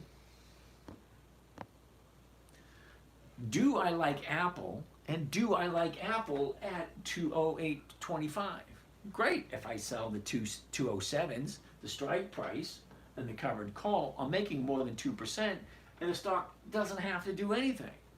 If it goes up, I make my money. If it stays the exact same, doesn't move at all, I make my money. The stock can even come down a little bit, and I'm still going to make my money. You want to see how we do the trade really quick? Let's do this. Let's get out of here. Let's change this to covered call. And remember, we said we like the 207s. We hit the 207 right here. Okay, now this is already preset for 1,000 shares and 10 contracts. Okay, this is what the order looks like. Buy 10 covered AAPL 100s. Those are the weeklies. 16 August 24. That's next Friday. The 207.50 call option to open. Well, that's my 2%. Okay. So let's do some calculations. Let's do some calculations. All right, I'll get my calculator. The profit off of this trade, clear that, $5,220. That's the profit. It says it right there in the order. Remember I said consistent and predictable? Well, every time I do a covered call, it tells me exactly what I'm going to make. Now I'm going to put the numbers into the calculator and it'll tell you exactly what my rate of return is for the week. Now, this one is going to give me two different numbers. One is going to be the cash number, and one is going to be the margin number. So if it's an all-cash account, I'm using this number. If it's a margin account, I'm using that number. Huge difference between the two. So you better be right if you're thinking about using margin money. So 5,200 is my profit, divided by what I'm paying. 202, 286, and it comes to a grand total of 2.58% for the week. That's on a cash account. You can basically double that if it's a margin account. That's over 5% if you're on margin. Now, here's the challenge with the margin account. It's borrowed money. Now, I do have a margin account. Me personally, I have no problem whatsoever paying 8% per year to borrow the money. Because I'm making over 50% a year on the 8% money that I borrowed, so my profit is 42%. I'm okay with that, but do not do a margin account until you understand what the risks are. And there are quite a bit of risks when you're using margin money because you're borrowing someone else's money to trade with. Trading is risky enough as it is. Look at that, I've done all my questions. Cool beans, that usually never happens. All right, so that was Apple. Next, we're going to look at ENB. Somebody want to take a look at ENB? Well, all righty. Let's take a look at ENB. I have no idea who they are. All right, let's get out of that. Let's get out of that.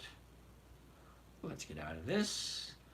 Let's get out of this. And let's get back to that. Now we're almost back to normal. There we go. With that ENB, yeah, ENB. I have no idea what ENB is. XOP. What the heck is XOP?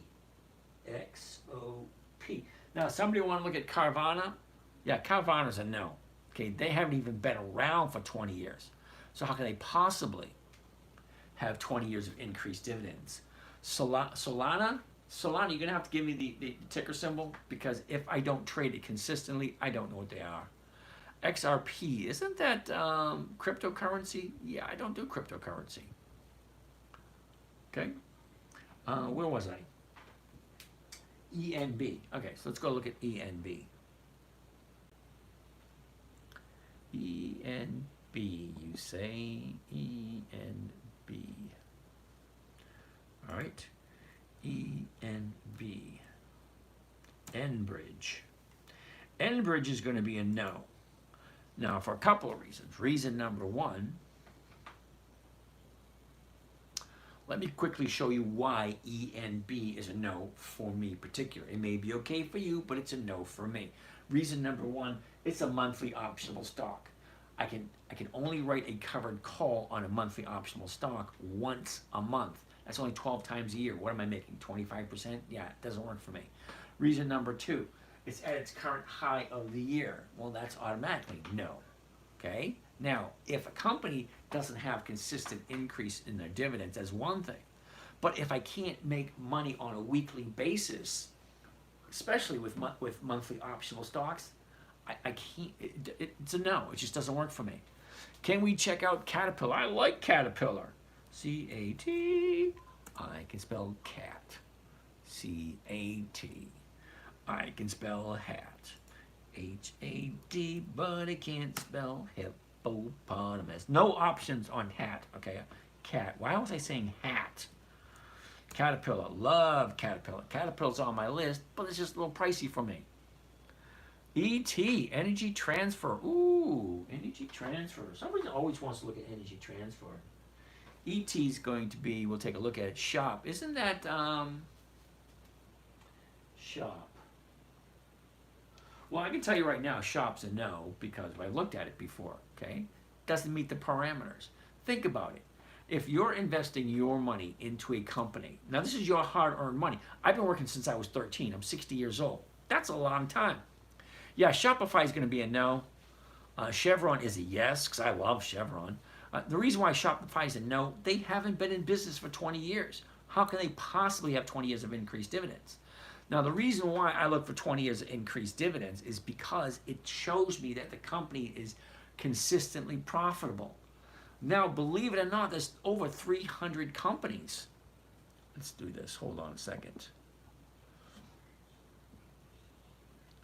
Now, there's over 300 companies that have consistently increased their dividends for more than 20 consecutive years. Well, what does that mean?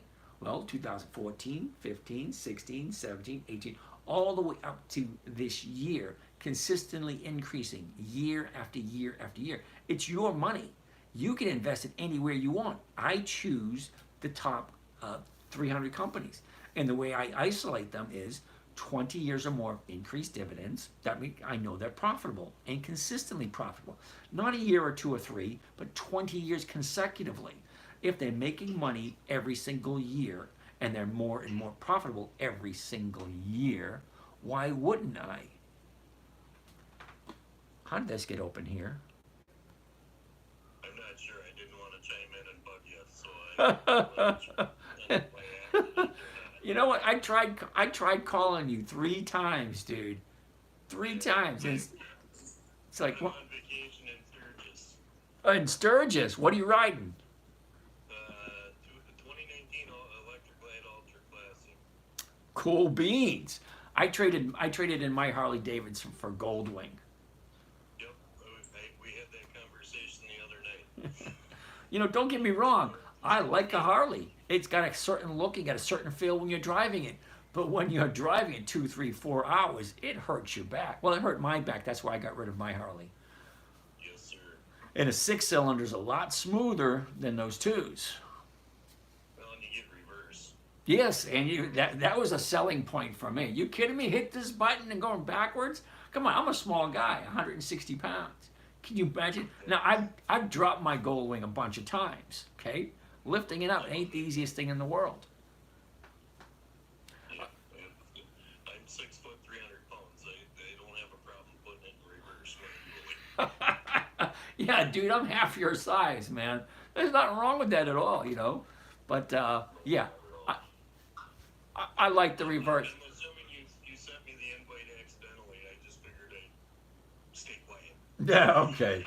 All right, I'm gonna disconnect. Hey, it's great chatting with you. I hope you're having fun in Sturgis. You should send some pictures. Absolutely, and if you don't mind, I'll give you a call when I get back. Yeah, that's fine. You have to leave a. You're gonna have to leave a message because I do have a spam alert on my phone, and people just don't get through. You gotta leave a message, and I'll call you back. All right. Does texting work better? Texting does work better. All right, I'll shoot you a text. All right, you have a great time while you're out there, man. Stay safe. You too. All right, well, that's interesting. I didn't mean to do that. It just so happens when I'm scrolling through. Anyway, besides the point. Where were? Oh, Caterpillar. All right, well, let's continue to take a look at Caterpillar. All right, so we're taking a look at Caterpillar, even though it's out of my price range, because I like to stay at 250 or below. Right now, it's at 325, and the 325s are going for 755 a share. Well, that's over 2%. I like 2%. I like Caterpillar, and you cannot possibly tell me and convince me you've never heard of Caterpillar. Those big, huge yellow bulldozers and whatnot on the side of the road. Yeah. All right.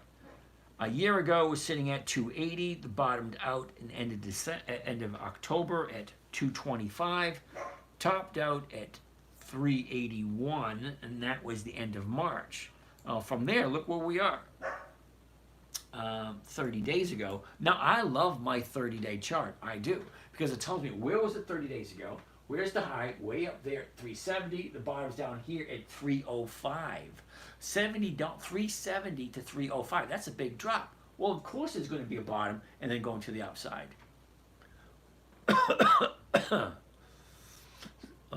Hold on a second. So we isolated the 30-day bottom. That was on Monday. Okay, Monday's a 30-day bottom. Tuesday was up. Today was up. What other kind of... You guys are going to have to figure out.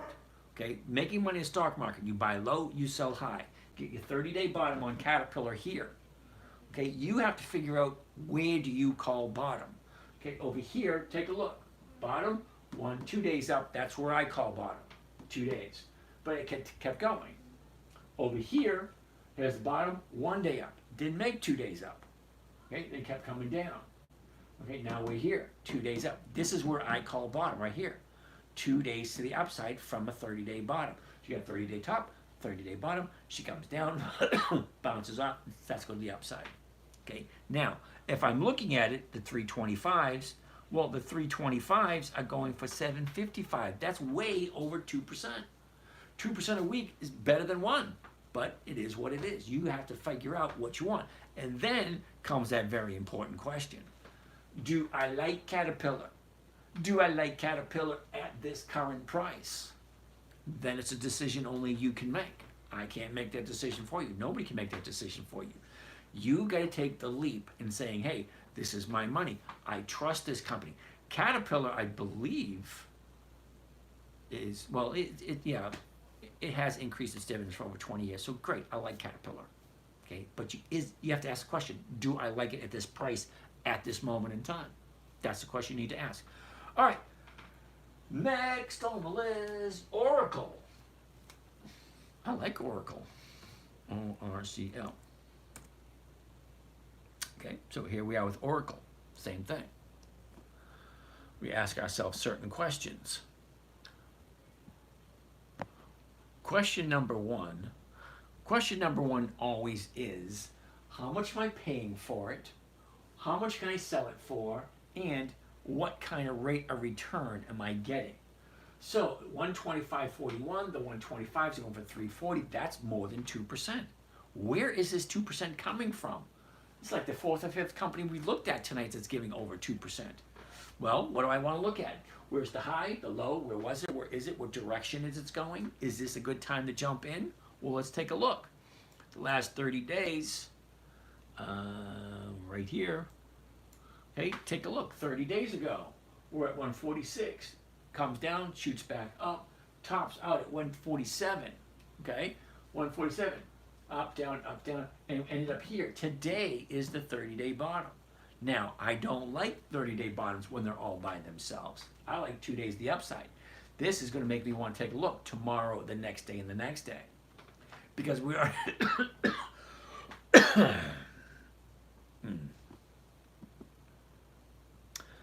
Now, as I was saying, we already know that Oracle is giving us 2%. We just got to find out where the bottom is. Okay? Now, today is the 30-day bottom. Tomorrow, it may be lower, it may be higher. If it's lower, well, that's the new 30-day bottom. If it's higher, well, then today could possibly be. I personally like 2 days to the upside. So I'm waiting to see what happens Monday and then what happens Tuesday. Now you ask yourself, do I like Oracle? Do I like Oracle at this current price? Am I willing to buy it? Am I willing to buy it and hold on to it until it hits my target? What's my target? Well, this week, my target would be 125.41. If I sell the 125s, I'm collecting this. Look at the size of the premium. It's huge. It's $3.40 a share. $3.40 a share. It doesn't sound like a lot. But when you buy 100 shares, it's $340. Once you buy 1,000 shares, well, that's $3,400. 10,000 shares, that's $34,000. You know, it goes up progressively. Now, don't feel bad if you don't have a whole bunch of money to jump, to buy 1,000 shares at once. So you got to buy, 100, 200, 300, and then you move yourself up. It's like right now, my peak is $250 a share. I can't, personally, I can't go higher than $250 a share to make it profitable for me and to spread out the risk. Because you got to spread out the risk. Okay? Now, I usually have anywhere between 4 and 6 companies per account. So this account will have 4 or 5 companies, this account will have 4 or 5, and we'll go from there. So that being said, yeah, Shopify is going to be a no. That much I do know, because it's not quite old enough. It doesn't meet that criteria. Somebody just mentioned Amazon. Amazon's a definite no. Amazon's not a profitable company. You take a look at the financials on Amazon, that is a cash appreciating asset. You buy it and you hope it goes up. Well, they're not profitable and they don't pay dividends. You do the research. You should never blindly put your money in anywhere. Always find out, is it a good place to put my money? Now, certain things I question and certain things I don't question. So let's go back here for a second and back up a little bit. Market Watch, here we go.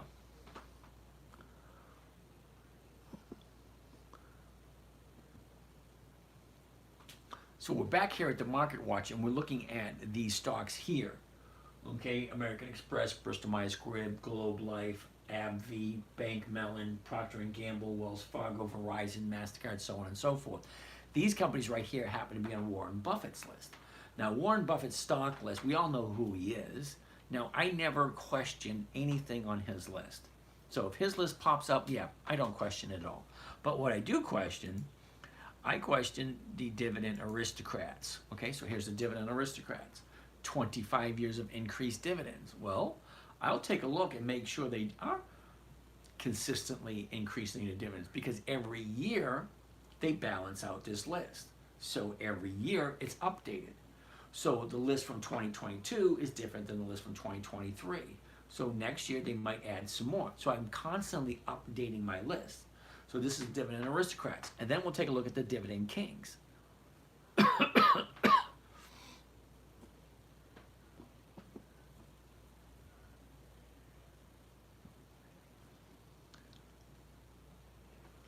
So once a stock has made it to one of my lists, I constantly keep an eye on it.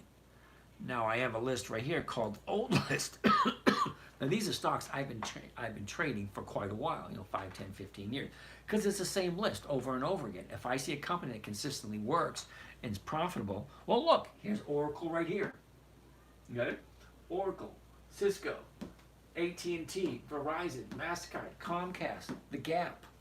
You guys heard of all these companies. They're basically household names. I don't do that weird stuff. If I can't describe what a company does in a 30-second elevator pitch, well then I shouldn't be putting my money into it. I don't put my money into anything and nothing that I don't already know and don't understand. Remember, rule number 1, never buy something you do not want to hold long term. Rule number 2, never sell at a loss. It just doesn't make sense. So make sure you're picking a good company. Okay, and only you can figure out what's right for you. I like the Dividend Kings. I like the Dividend Aristocrats. I like the Dividend Champions. Certain companies just, if it's consistently profitable, yeah, I want to take a look at it. It's actually that plain and simple. All right, so let's go back, take a look at a couple more. Let's get out of there. All right, next we want to take a look at Intel. Ooh, Intel. We were talking about Intel a little while ago. INTC. Whoops. INTC. All right, we're taking a quick look at Intel. First thing, always. High, low, is, direction. First thing I want to see. What's the chart telling me? Well, there's the high, the low. Where was it? Where is it? Blah, blah, blah. Next, I want to go over to what am I paying for it? The last trade, the bid, the ask. The ask is what I'm paying for it tomorrow morning if I'm going to buy it. 1888, or the closest one's going to be the 19. The 19 is going for 63 cents. 63 cents. That's over 3%. 3% for Intel. But here's the question. Do I like Intel? Look where it is at the moment. Look at that big, huge drop. Right here, big, huge drop. Now we're down here, $18.99. Do I like it at 19? Well, at 19, I'm getting close to 3%. Okay, 3% on Intel. But do I like it at this price? That's an important question. So if you like the company, well, which I do like Intel. Okay, let's take a look at the last 30 days. Okay, the last 30 days, here we are. 30 days ago, we opened up at 33.03. Okay, topped off at 37.16. Okay, and that was on the 17th. That was 3 weeks ago. Well, 3 weeks ago, she kind of slides down, and here's the big drop. She drops from 29 and goes all the way down to 20. That's a $9 drop on a $30 stock. That's almost a 30% drop. 30% drop, here's our 30-day bottom. I want to keep my eye on this thing because if I'm getting 3% and it's here, you can't get any lower than a 30-day bottom. Well, here's the 30-day bottom right here. The only thing about this 30-day bottom, tomorrow it could be lower. Okay, I like 2 days to the upside once I find the bottom. This could be. Okay, it might be, it might not be. So we'll find out tomorrow if this thing goes up or not. I like 2 days. So looking at Friday and Monday, then she might be a good time to jump in. I don't know, but we'll keep our eye on it. And I'm actually going to write it down for next week. Now, what are we looking at? Intel. Oh, it's already written down. So we looked at it sometime during the week where it, yeah. Okay, so Mark, M-R-K. M-R-K. Okay, we'll take a gander at it in a little bit. When do you think a good time to buy?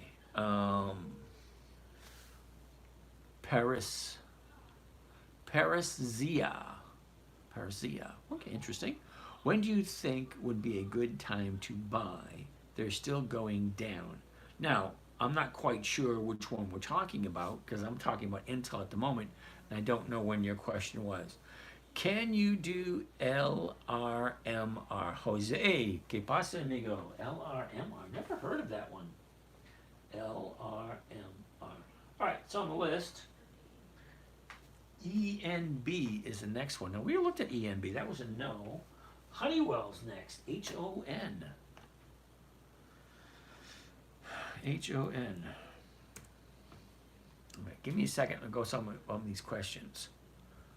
Bama Redneck. Carnival Cruise Line was on Warren Buffett's list with no dividends. Is that a yes? Well, that's a personal call. Okay? Now, I would take a look at Carnival Cruise Lines. Let's take a look at it for a second. CCL.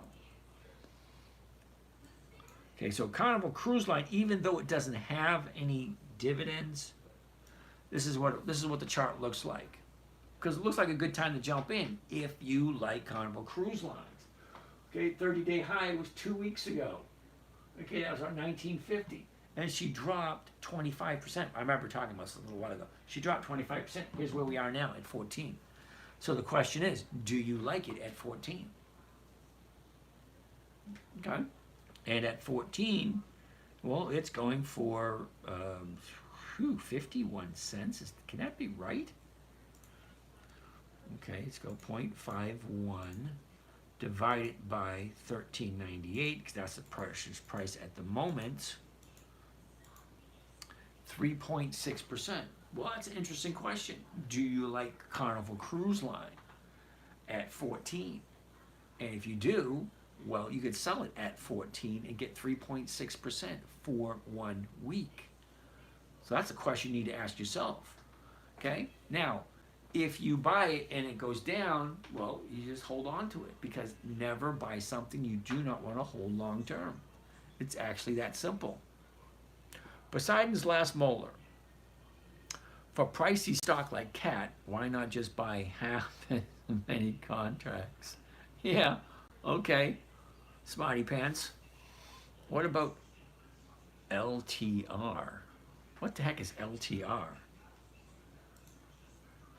LTR. Okay, that's a no. No options at all. That's easy one to figure out. ASX. No. See, I'm finding it rather strange that people.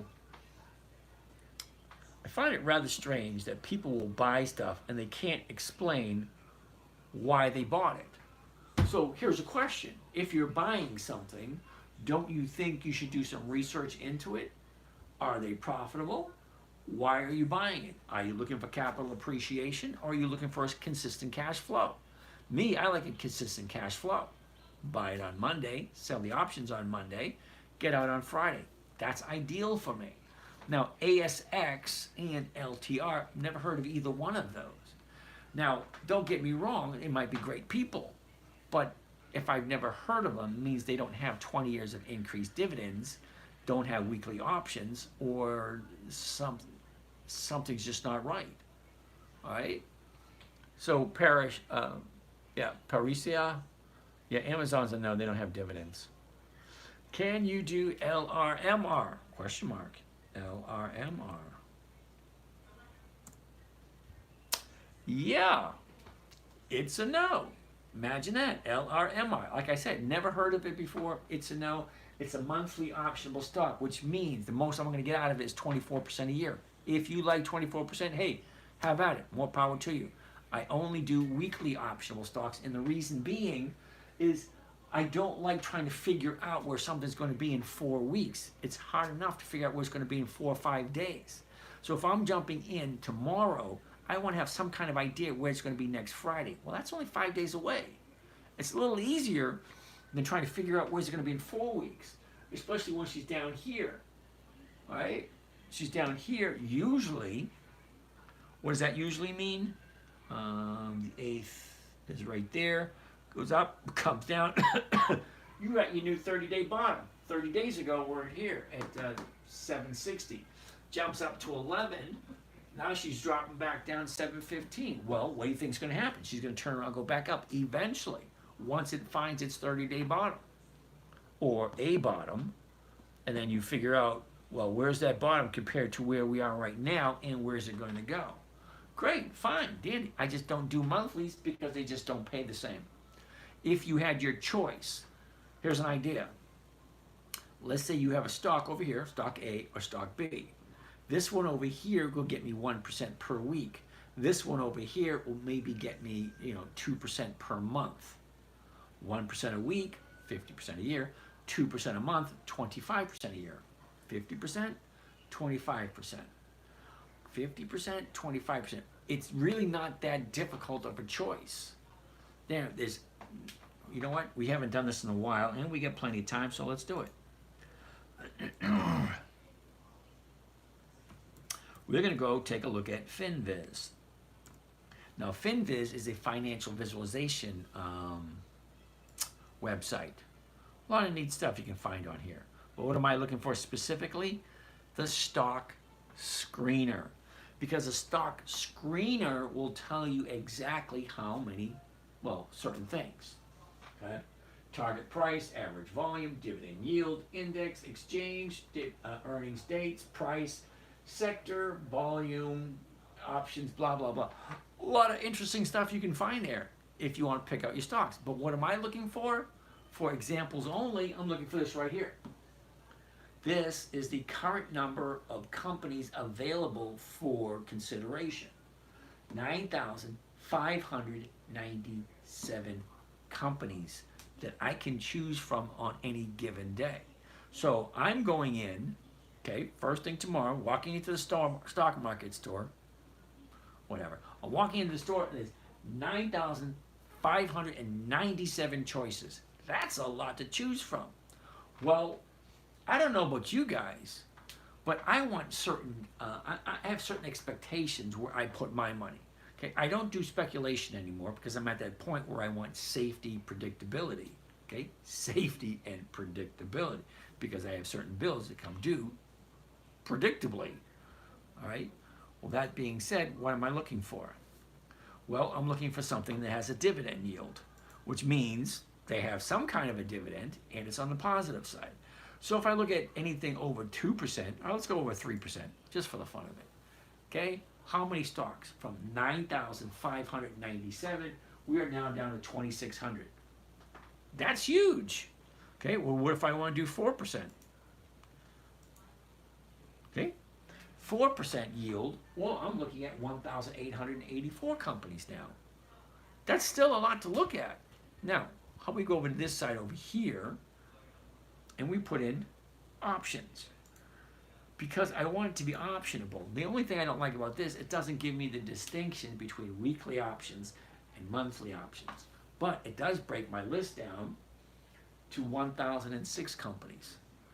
Well, that's still a lot to choose from. But I like the way I do it. 20 years of increased dividends and weekly options. So out of that 9,600 companies, there's only about 300 that consistently increase their dividends, which means, in my mind, they're consistently profitable. Because if they're not increasing their dividends, well, they're not making the same amount of money. Because in order for you to increase your dividends every single year, well, you have to make more and more money every single year. It's kind of logical if you think about it.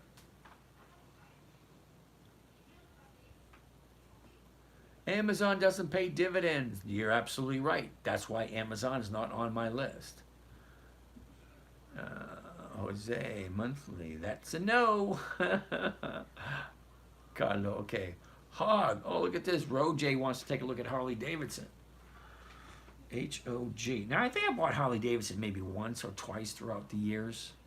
Okay. A year ago. Okay, Harley Davidson a year ago was at 36.68. It bottomed out at 25.59, and that was towards the end of October. Topped out at 44.28, and that was in mid-March. From there, let's take a look at the last 30 days. This is what Harley Davidson is looking at the moment. 30 days ago was the 30-day bottom. Shoots up, pulls back, shoots up again. There's your 30-day high, close to 39. From there, she dropped down. Now she's shooting back up again. It's kind of in between the bottom and the top. That's always a tough choice. Because is she coming down?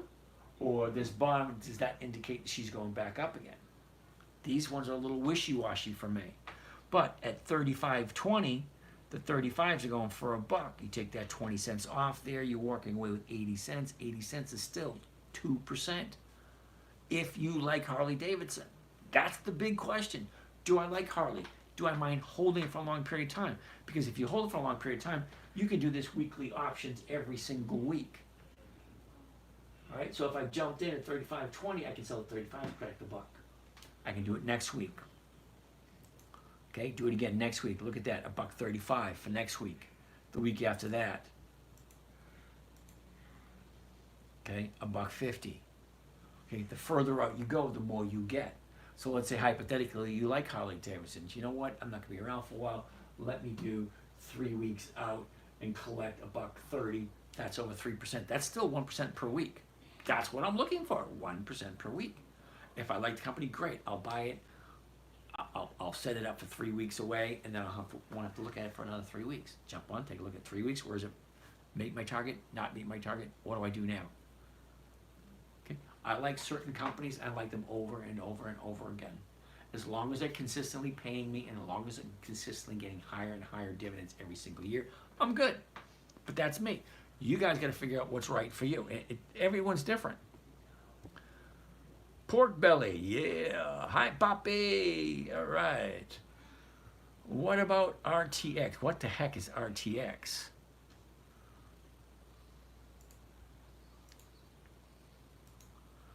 RTX. Okay. Well, RTX, believe it or not, is on my personal list. My eyes are starting to defocus. That means I've been up too long today. It means it's almost time to go to bed and turn into a pumpkin. All right, so we're looking at RTX at the moment. What is the very first thing I see on RTX? Take a look where it is right now. That right there is an automatic no. No sense even going any further. Okay, because I don't like buying at a high. Okay, so your low is down here in October for the year, and a nice escalation to where she is now. Way up there, she's at the high of the year. So, do I like RTX? Well, it's on my list. If the numbers don't work, then it's still going to be a no. Because if I'm buying it at 114, the 114s are going for 169. That's over 1.5%. Fine, dandy, over 1%. But I have to wait for it to go higher. It's never been to the 120 area. So what makes me think just because I'm buying it's going to hit 120? Well, most likely it may not. It's never been there this year. So what makes me think just because I'm buying it, it's going to hit it? Now, some people have that mentality. I'm going to buy it, it's going to go down. Of course it is. It goes up, it goes down. That's all they do. Stocks do not come to your house, wash your dishes, put them away nicely, make your bed, put the little candies on the pillows before you. No, they don't. They go up, they go down. They go up, they go down. That's all they do. Hey, Hakuna's signing in. Hakuna, how are you? And how is the weather in Sweden today? What time is it anyway? Because it's 11 p.m. here. Can't even imagine what time it is over there. Okay, Nick. Has this strategy been pretty effective for you? I do like the logic behind your method. Well, Nick, I appreciate that very much. Why does stock price over 250 matter to you? 1% weekly gain is the same. Yeah, I get that, Charlo. I really do. Okay, but here's the thing. At $250 a share, 1,000 shares is $250,000. Okay, I like buying 1,000 share increments, 10 contracts. But when I separate my money, okay, like when I say 98% of my money is invested at all times, whatever that figure is, 25% goes here, 25% here, 25% here, 25% there. And if I am at $250 a share, okay, and if I have the dollar cost average, well, that takes a big fat chunk of my money, okay? So if I put, let's say it's 100 grand, I put 25 grand into one company, and it drops, and I want a dollar cost average. Well, now I got to put another 25,000 into it. That's half of my money. I like to do things systematically, so 1 + 1 = 2, 2 +, so on and so forth. Make it simple, safe, and predictable. I don't like to make things complicated. Now, this here, what you guys are witnessing here, this is dividend capture, not dividend capturing, well, kind of like dividend capturing 2.0. That's where you're looking at the dividend and you're trying to get the stock just before it goes up. 6 in the morning in sunshine yesterday, hopefully today too. How's the weather? I heard something about a hurricane in the U.S. Yes, we had a hurricane here. I think it was yesterday and the day before. Sunday, Monday, I think it was. In a mess. That's what it does. Yeah, so Charlo, I like 250 and below. It's just a comfort level, I guess. Drink some water. Yeah. Not used to talking so much, but I'm getting better at it. Dan, how did this week treat you? I feel bad when I say I made close to 3% this week. And I feel bad for that because I get a lot of questions. People say, I'm losing money. What's going on? Why is it crashing? I don't really notice it because what I'm doing is not normal. This is not normal trading. People do not normally get 30, 40, 50% per year. It's a strange strategy. I came up with it for my 9-year-old. When she was 9, she wanted to learn to trade just like Dad did. So I had to come up with a strategy that works specifically for her. Simple, safe, predictable, consistent, and no way that she could lose. 5 criteria. Okay? 5 rules. Never buy something you don't want to own long term. Never sell at a loss. Make sure the company has increased dividends. That way you know they're continuously profitable. Weekly options so I can get a weekly cash flow. And then make sure the numbers work. What are the numbers? Well, what am I buying it for? What am I selling it for? Is it the right time? All these questions all go together. And it's really not that difficult. As a matter of fact, let's go into a quick sample trade, and I'll show you exactly how long it takes me to take a look at 5 or 6 different companies. All right, you ready? Are you ready to rumble? I remember that every Saturday morning. All right, I want to go. All right, we'll take a look at this week. Okay? That says January. We don't want January. We want July. August. All right, here we are in August. Are you ready? Here we go. Now, I'm going to show you how quick, easy, and simple this strategy actually is. Because it's really not that difficult, and I don't know why people want to make it more confusing than it needs to be. All right. All right, real quickly, I'm going to show you how easy this strategy is. We're only going to look at the stocks that are up for consideration this week. And that's going to be this list right here for this week. Okay, the 5th, 6th, 7th, 8th, and 9th. That would be Citigroup, Eaton, Las Vegas Sands, Metropolitan, NextEra Energy, Ford, Intel, KB Homes, British Petroleum, IBM, Siri, Visa, Wells Fargo. That's it for consideration this week. That is it and only it. I'm not going to look at anything else. Okay, I'll show you how quick it actually can be and how quicker that it should be. Okay, first thing, Citigroup. First thing I want to see, high, low, where was it? Where is it? What direction is? Take a look at this. Okay, highs here, bottom here, 3 days to the upside. Great, I like that. 55.93. Okay, 55.93. The 56s are going for over 2%. Great. Last 30 days. Wonderful. Here's the high, here's the low, 3 days to the upside. Seasonality, what does it normally do this time of year? Normally this time of year, we can look for a spike by the end of the week. Great, that works. And then she's a big drop off. Okay, so maybe, maybe not. If I like it, I'm going to go here, trade. Here we go. And I like the 56s. 56, there we go. Get rid of this. 10 contracts, 1,000 shares. Here's my trade. Buy 10 covered 100, C100s. 16 August, that's next Friday, the 56 call, blah, blah, blah. Here's my profit, 1470. 1470 divided by 54,535 gives me a total of 2.69. That's a yes. Then I hit the send button. Okay, so that's that one. Get out of that. Get out of that. Get out of this. Next one on the list. Next one on the list, ETN. ETN. Okay, that's a monthly. That's going to be a no. I don't do monthlies. Next on the list, LVS, Las Vegas Sands. LVS.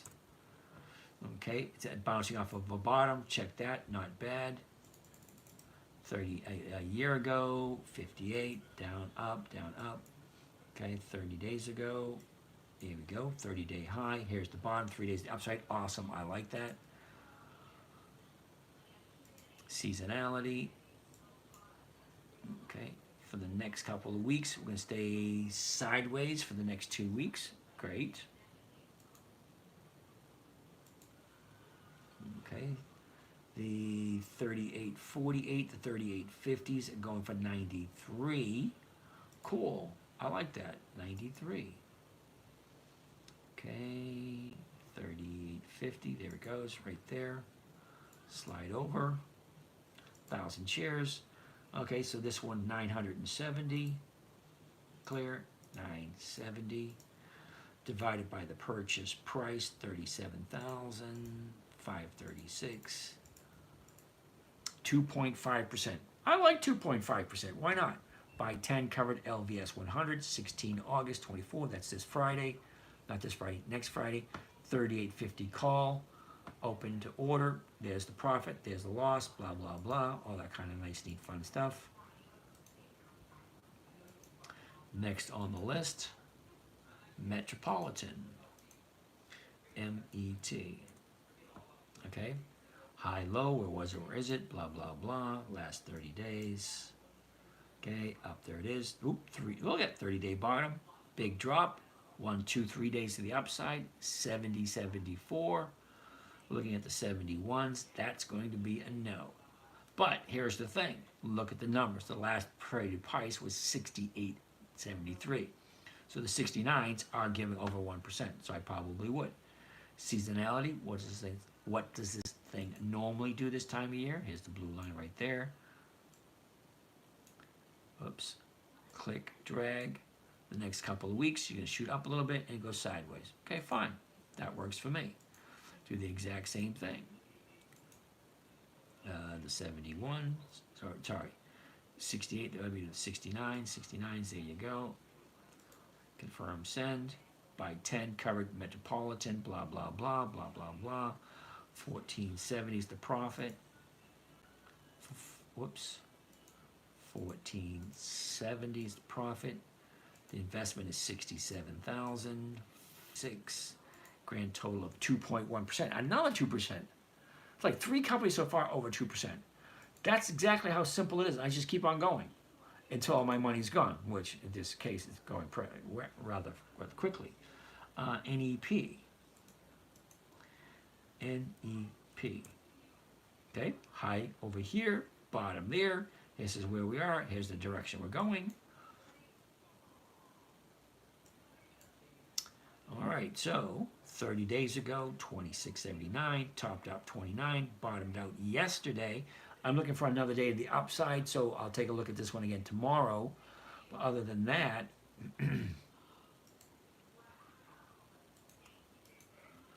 24.66, the 25s are going for 40 cents, well over 1.5%. That's a yes. I like that. So I keep continuing going further and further with all the different companies I'm looking for. What am I looking for? Well, it's pretty simple. What are we looking at next? Intel we already looked at. British Petroleum. BP. British Petroleum, okay? High of the year, 40 last year. She was at 36. Now she's at 32. Last 30 days, 1, 2, 3, 4 gap down in the past couple of months. All right. Well, here we are now. 30-day bottom was yesterday. Today's at 33. Okay. What does she normally do this time of year?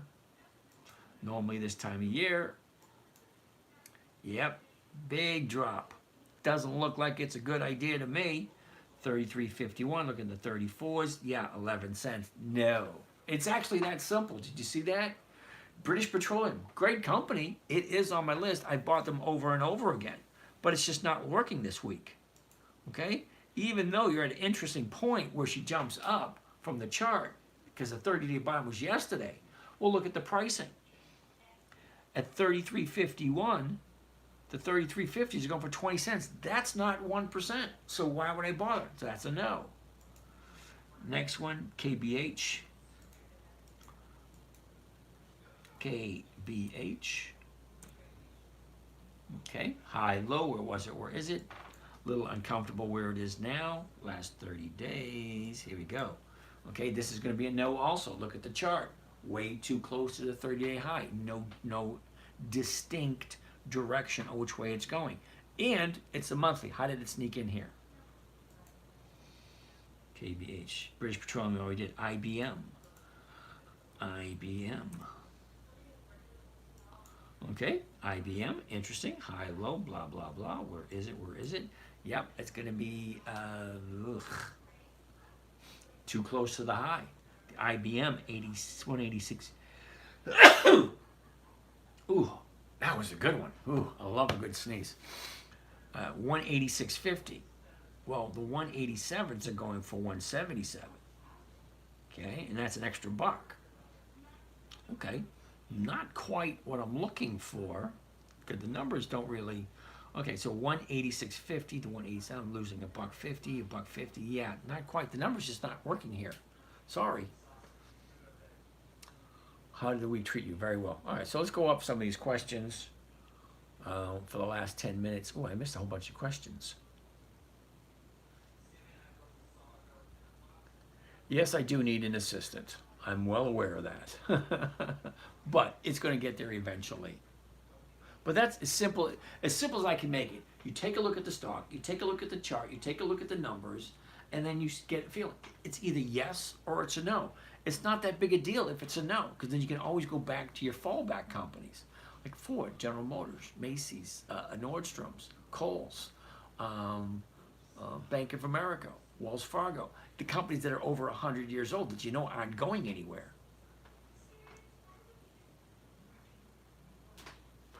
What's your advice to someone that bought a non-dividend tech stock that dropped 50%? Should you keep it or sell it at a huge loss? Okay, Hakuna, number one, I don't like selling at a loss. Okay, plain and simple. If it doesn't have dividends, okay, I would be looking to dollar cost average it out, or consistently do covered calls against it until you can get some of that premium. To get some of that capital back. Interesting thing. Well, if you give me a stock symbol, I can take a look at it and then do a rough estimate how long it's going to take you to get back out of it. Because if you're collecting 1% a week on a non-dividend stock, it's going to take a while to get back where you were. Because say if I'm looking at this right here, it's at 186 now. Well, let's say I bought it for 200. Well, I'd be selling the 190s or the 192s.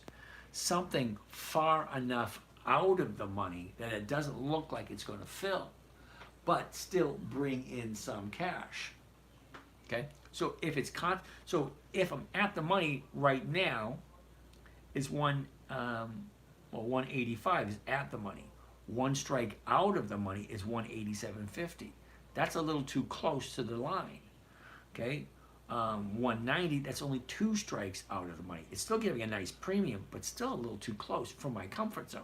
Depending on what your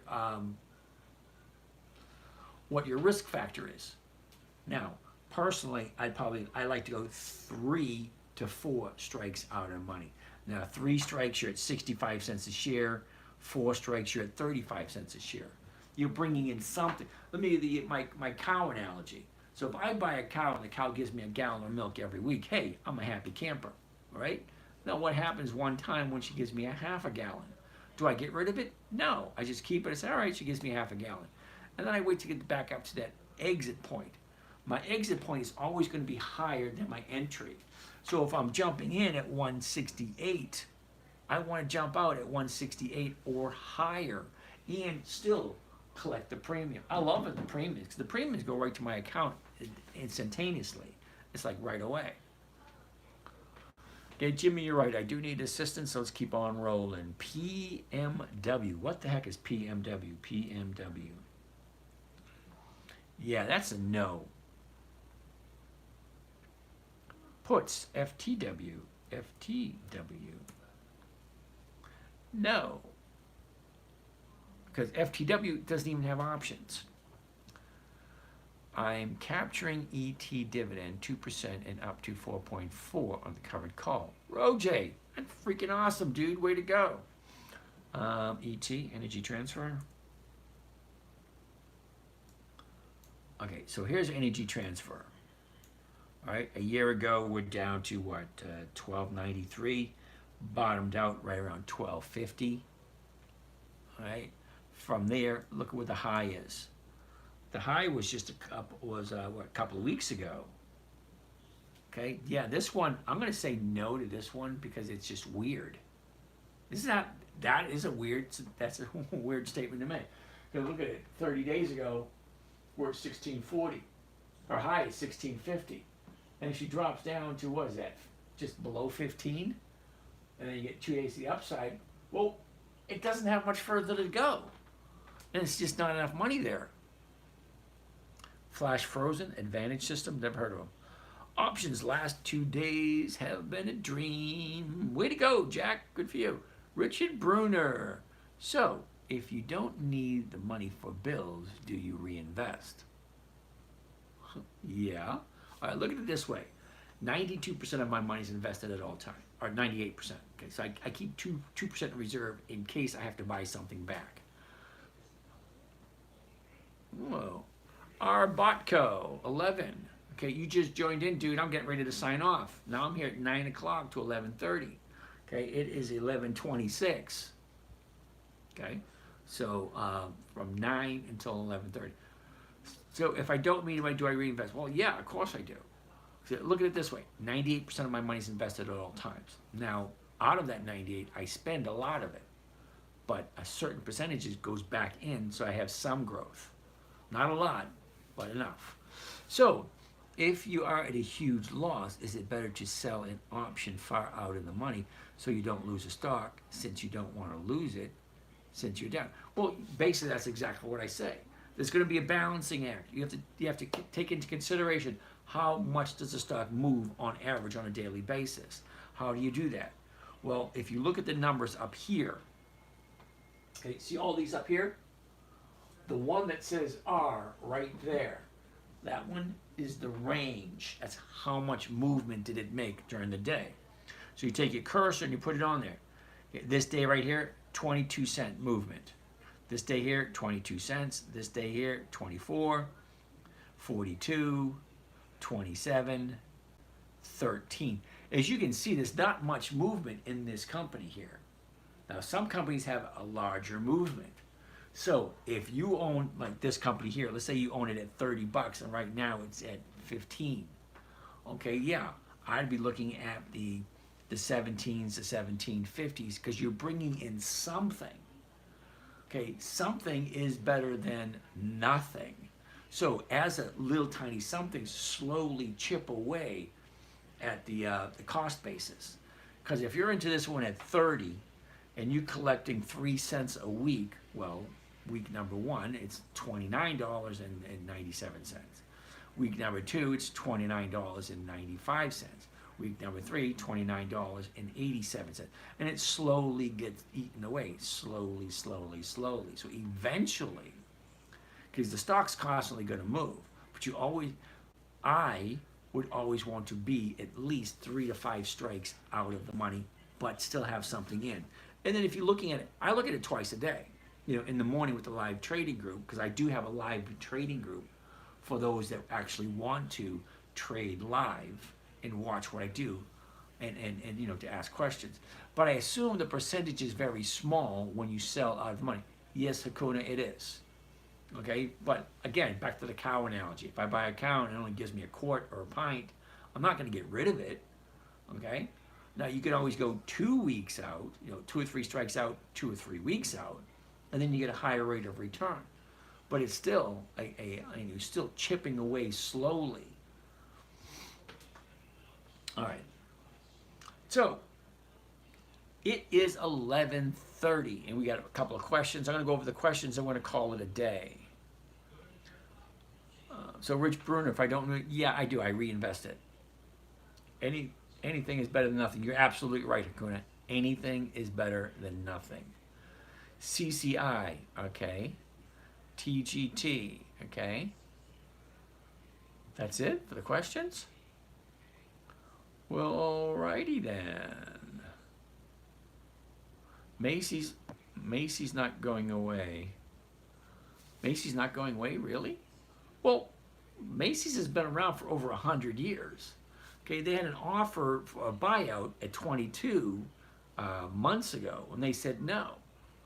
Said, worst case scenario, we will buy the stocks back ourselves at 24, because apparently they don't want to sell. Okay? So no, I don't see Macy's going away anytime soon. MPW has options. Yes, it does, Camera Sexy. Jimmy, thanks. Have a nice evening. You too. Are investors going to be more sensitive about jobless claims? I honestly couldn't tell you. Okay, so we're looking for profits. I'm not quite sure. Now, the stock market has been around for over 400 years. In the last 400 years, there's been a lot of crap going on around the world. Just in the last 100 years, we've had World War I, World War II, Korea, Vietnam, the Gulf Wars, Afghanistan, Iraq, Kuwait, the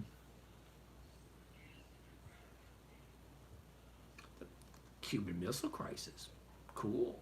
And then you have, what do you call it, the stock market crash of 2029, the Great Depression.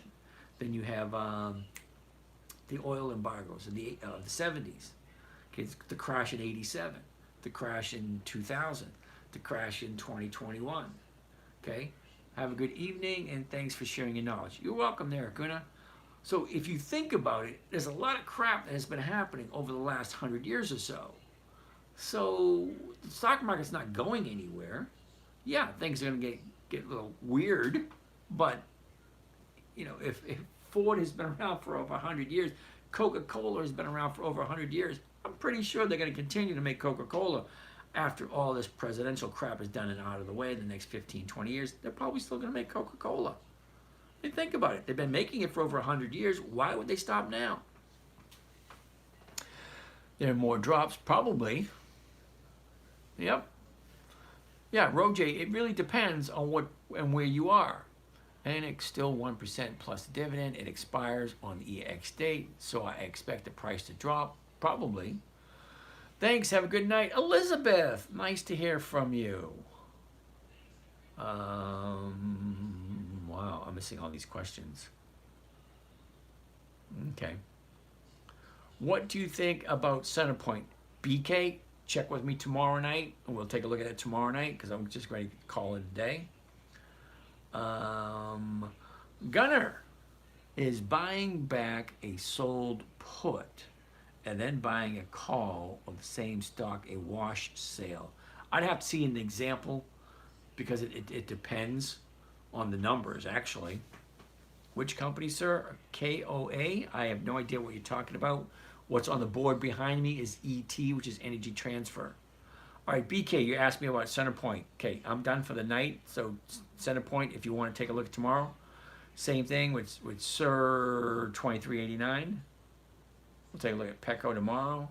Charo, Delta costs to make a trade every week in percentage typical. Charlo, I have no, well, I'm very cloudy on what that statement is. Because it doesn't sound like a question. Delta cost to make a trade every week in percentage typical. I have no idea what that means. Okay, thanks 86, get that guy's in line. Thoughts on Centerpoint? Yeah, Centerpoint, I need the ticker symbol number 1. Number 2, we're going to do it tomorrow night. Good night, Poseidon's last molar. Thoughts on CNP? I'll put CNP on the list for tomorrow. CNP on the list for tomorrow. Okay, does it cost money to make a trade, buy and sell? Charlie, it depends on where you have your account, because there are some accounts that have zero cost trading. L Trader, dude, I'm just getting, okay, L Trader, I'm just getting ready to leave. Okay, I'm here at 9 till 11:30. Delta intrinsic value lost cars. Yeah, I get that. Okay, I know what the delta is. Okay, but the delta is a little bit more complex, and it's only one portion of it. Is what he asked. Yeah, I get that. Yeah, we'll go over that tomorrow night. It is past that time of day, and you guys have a great night, and we'll see you again tomorrow, 9 p.m. Eastern Standard Time to 11:30 p.m. Eastern Standard Time. Guys, have a great night. Talk to you again tomorrow.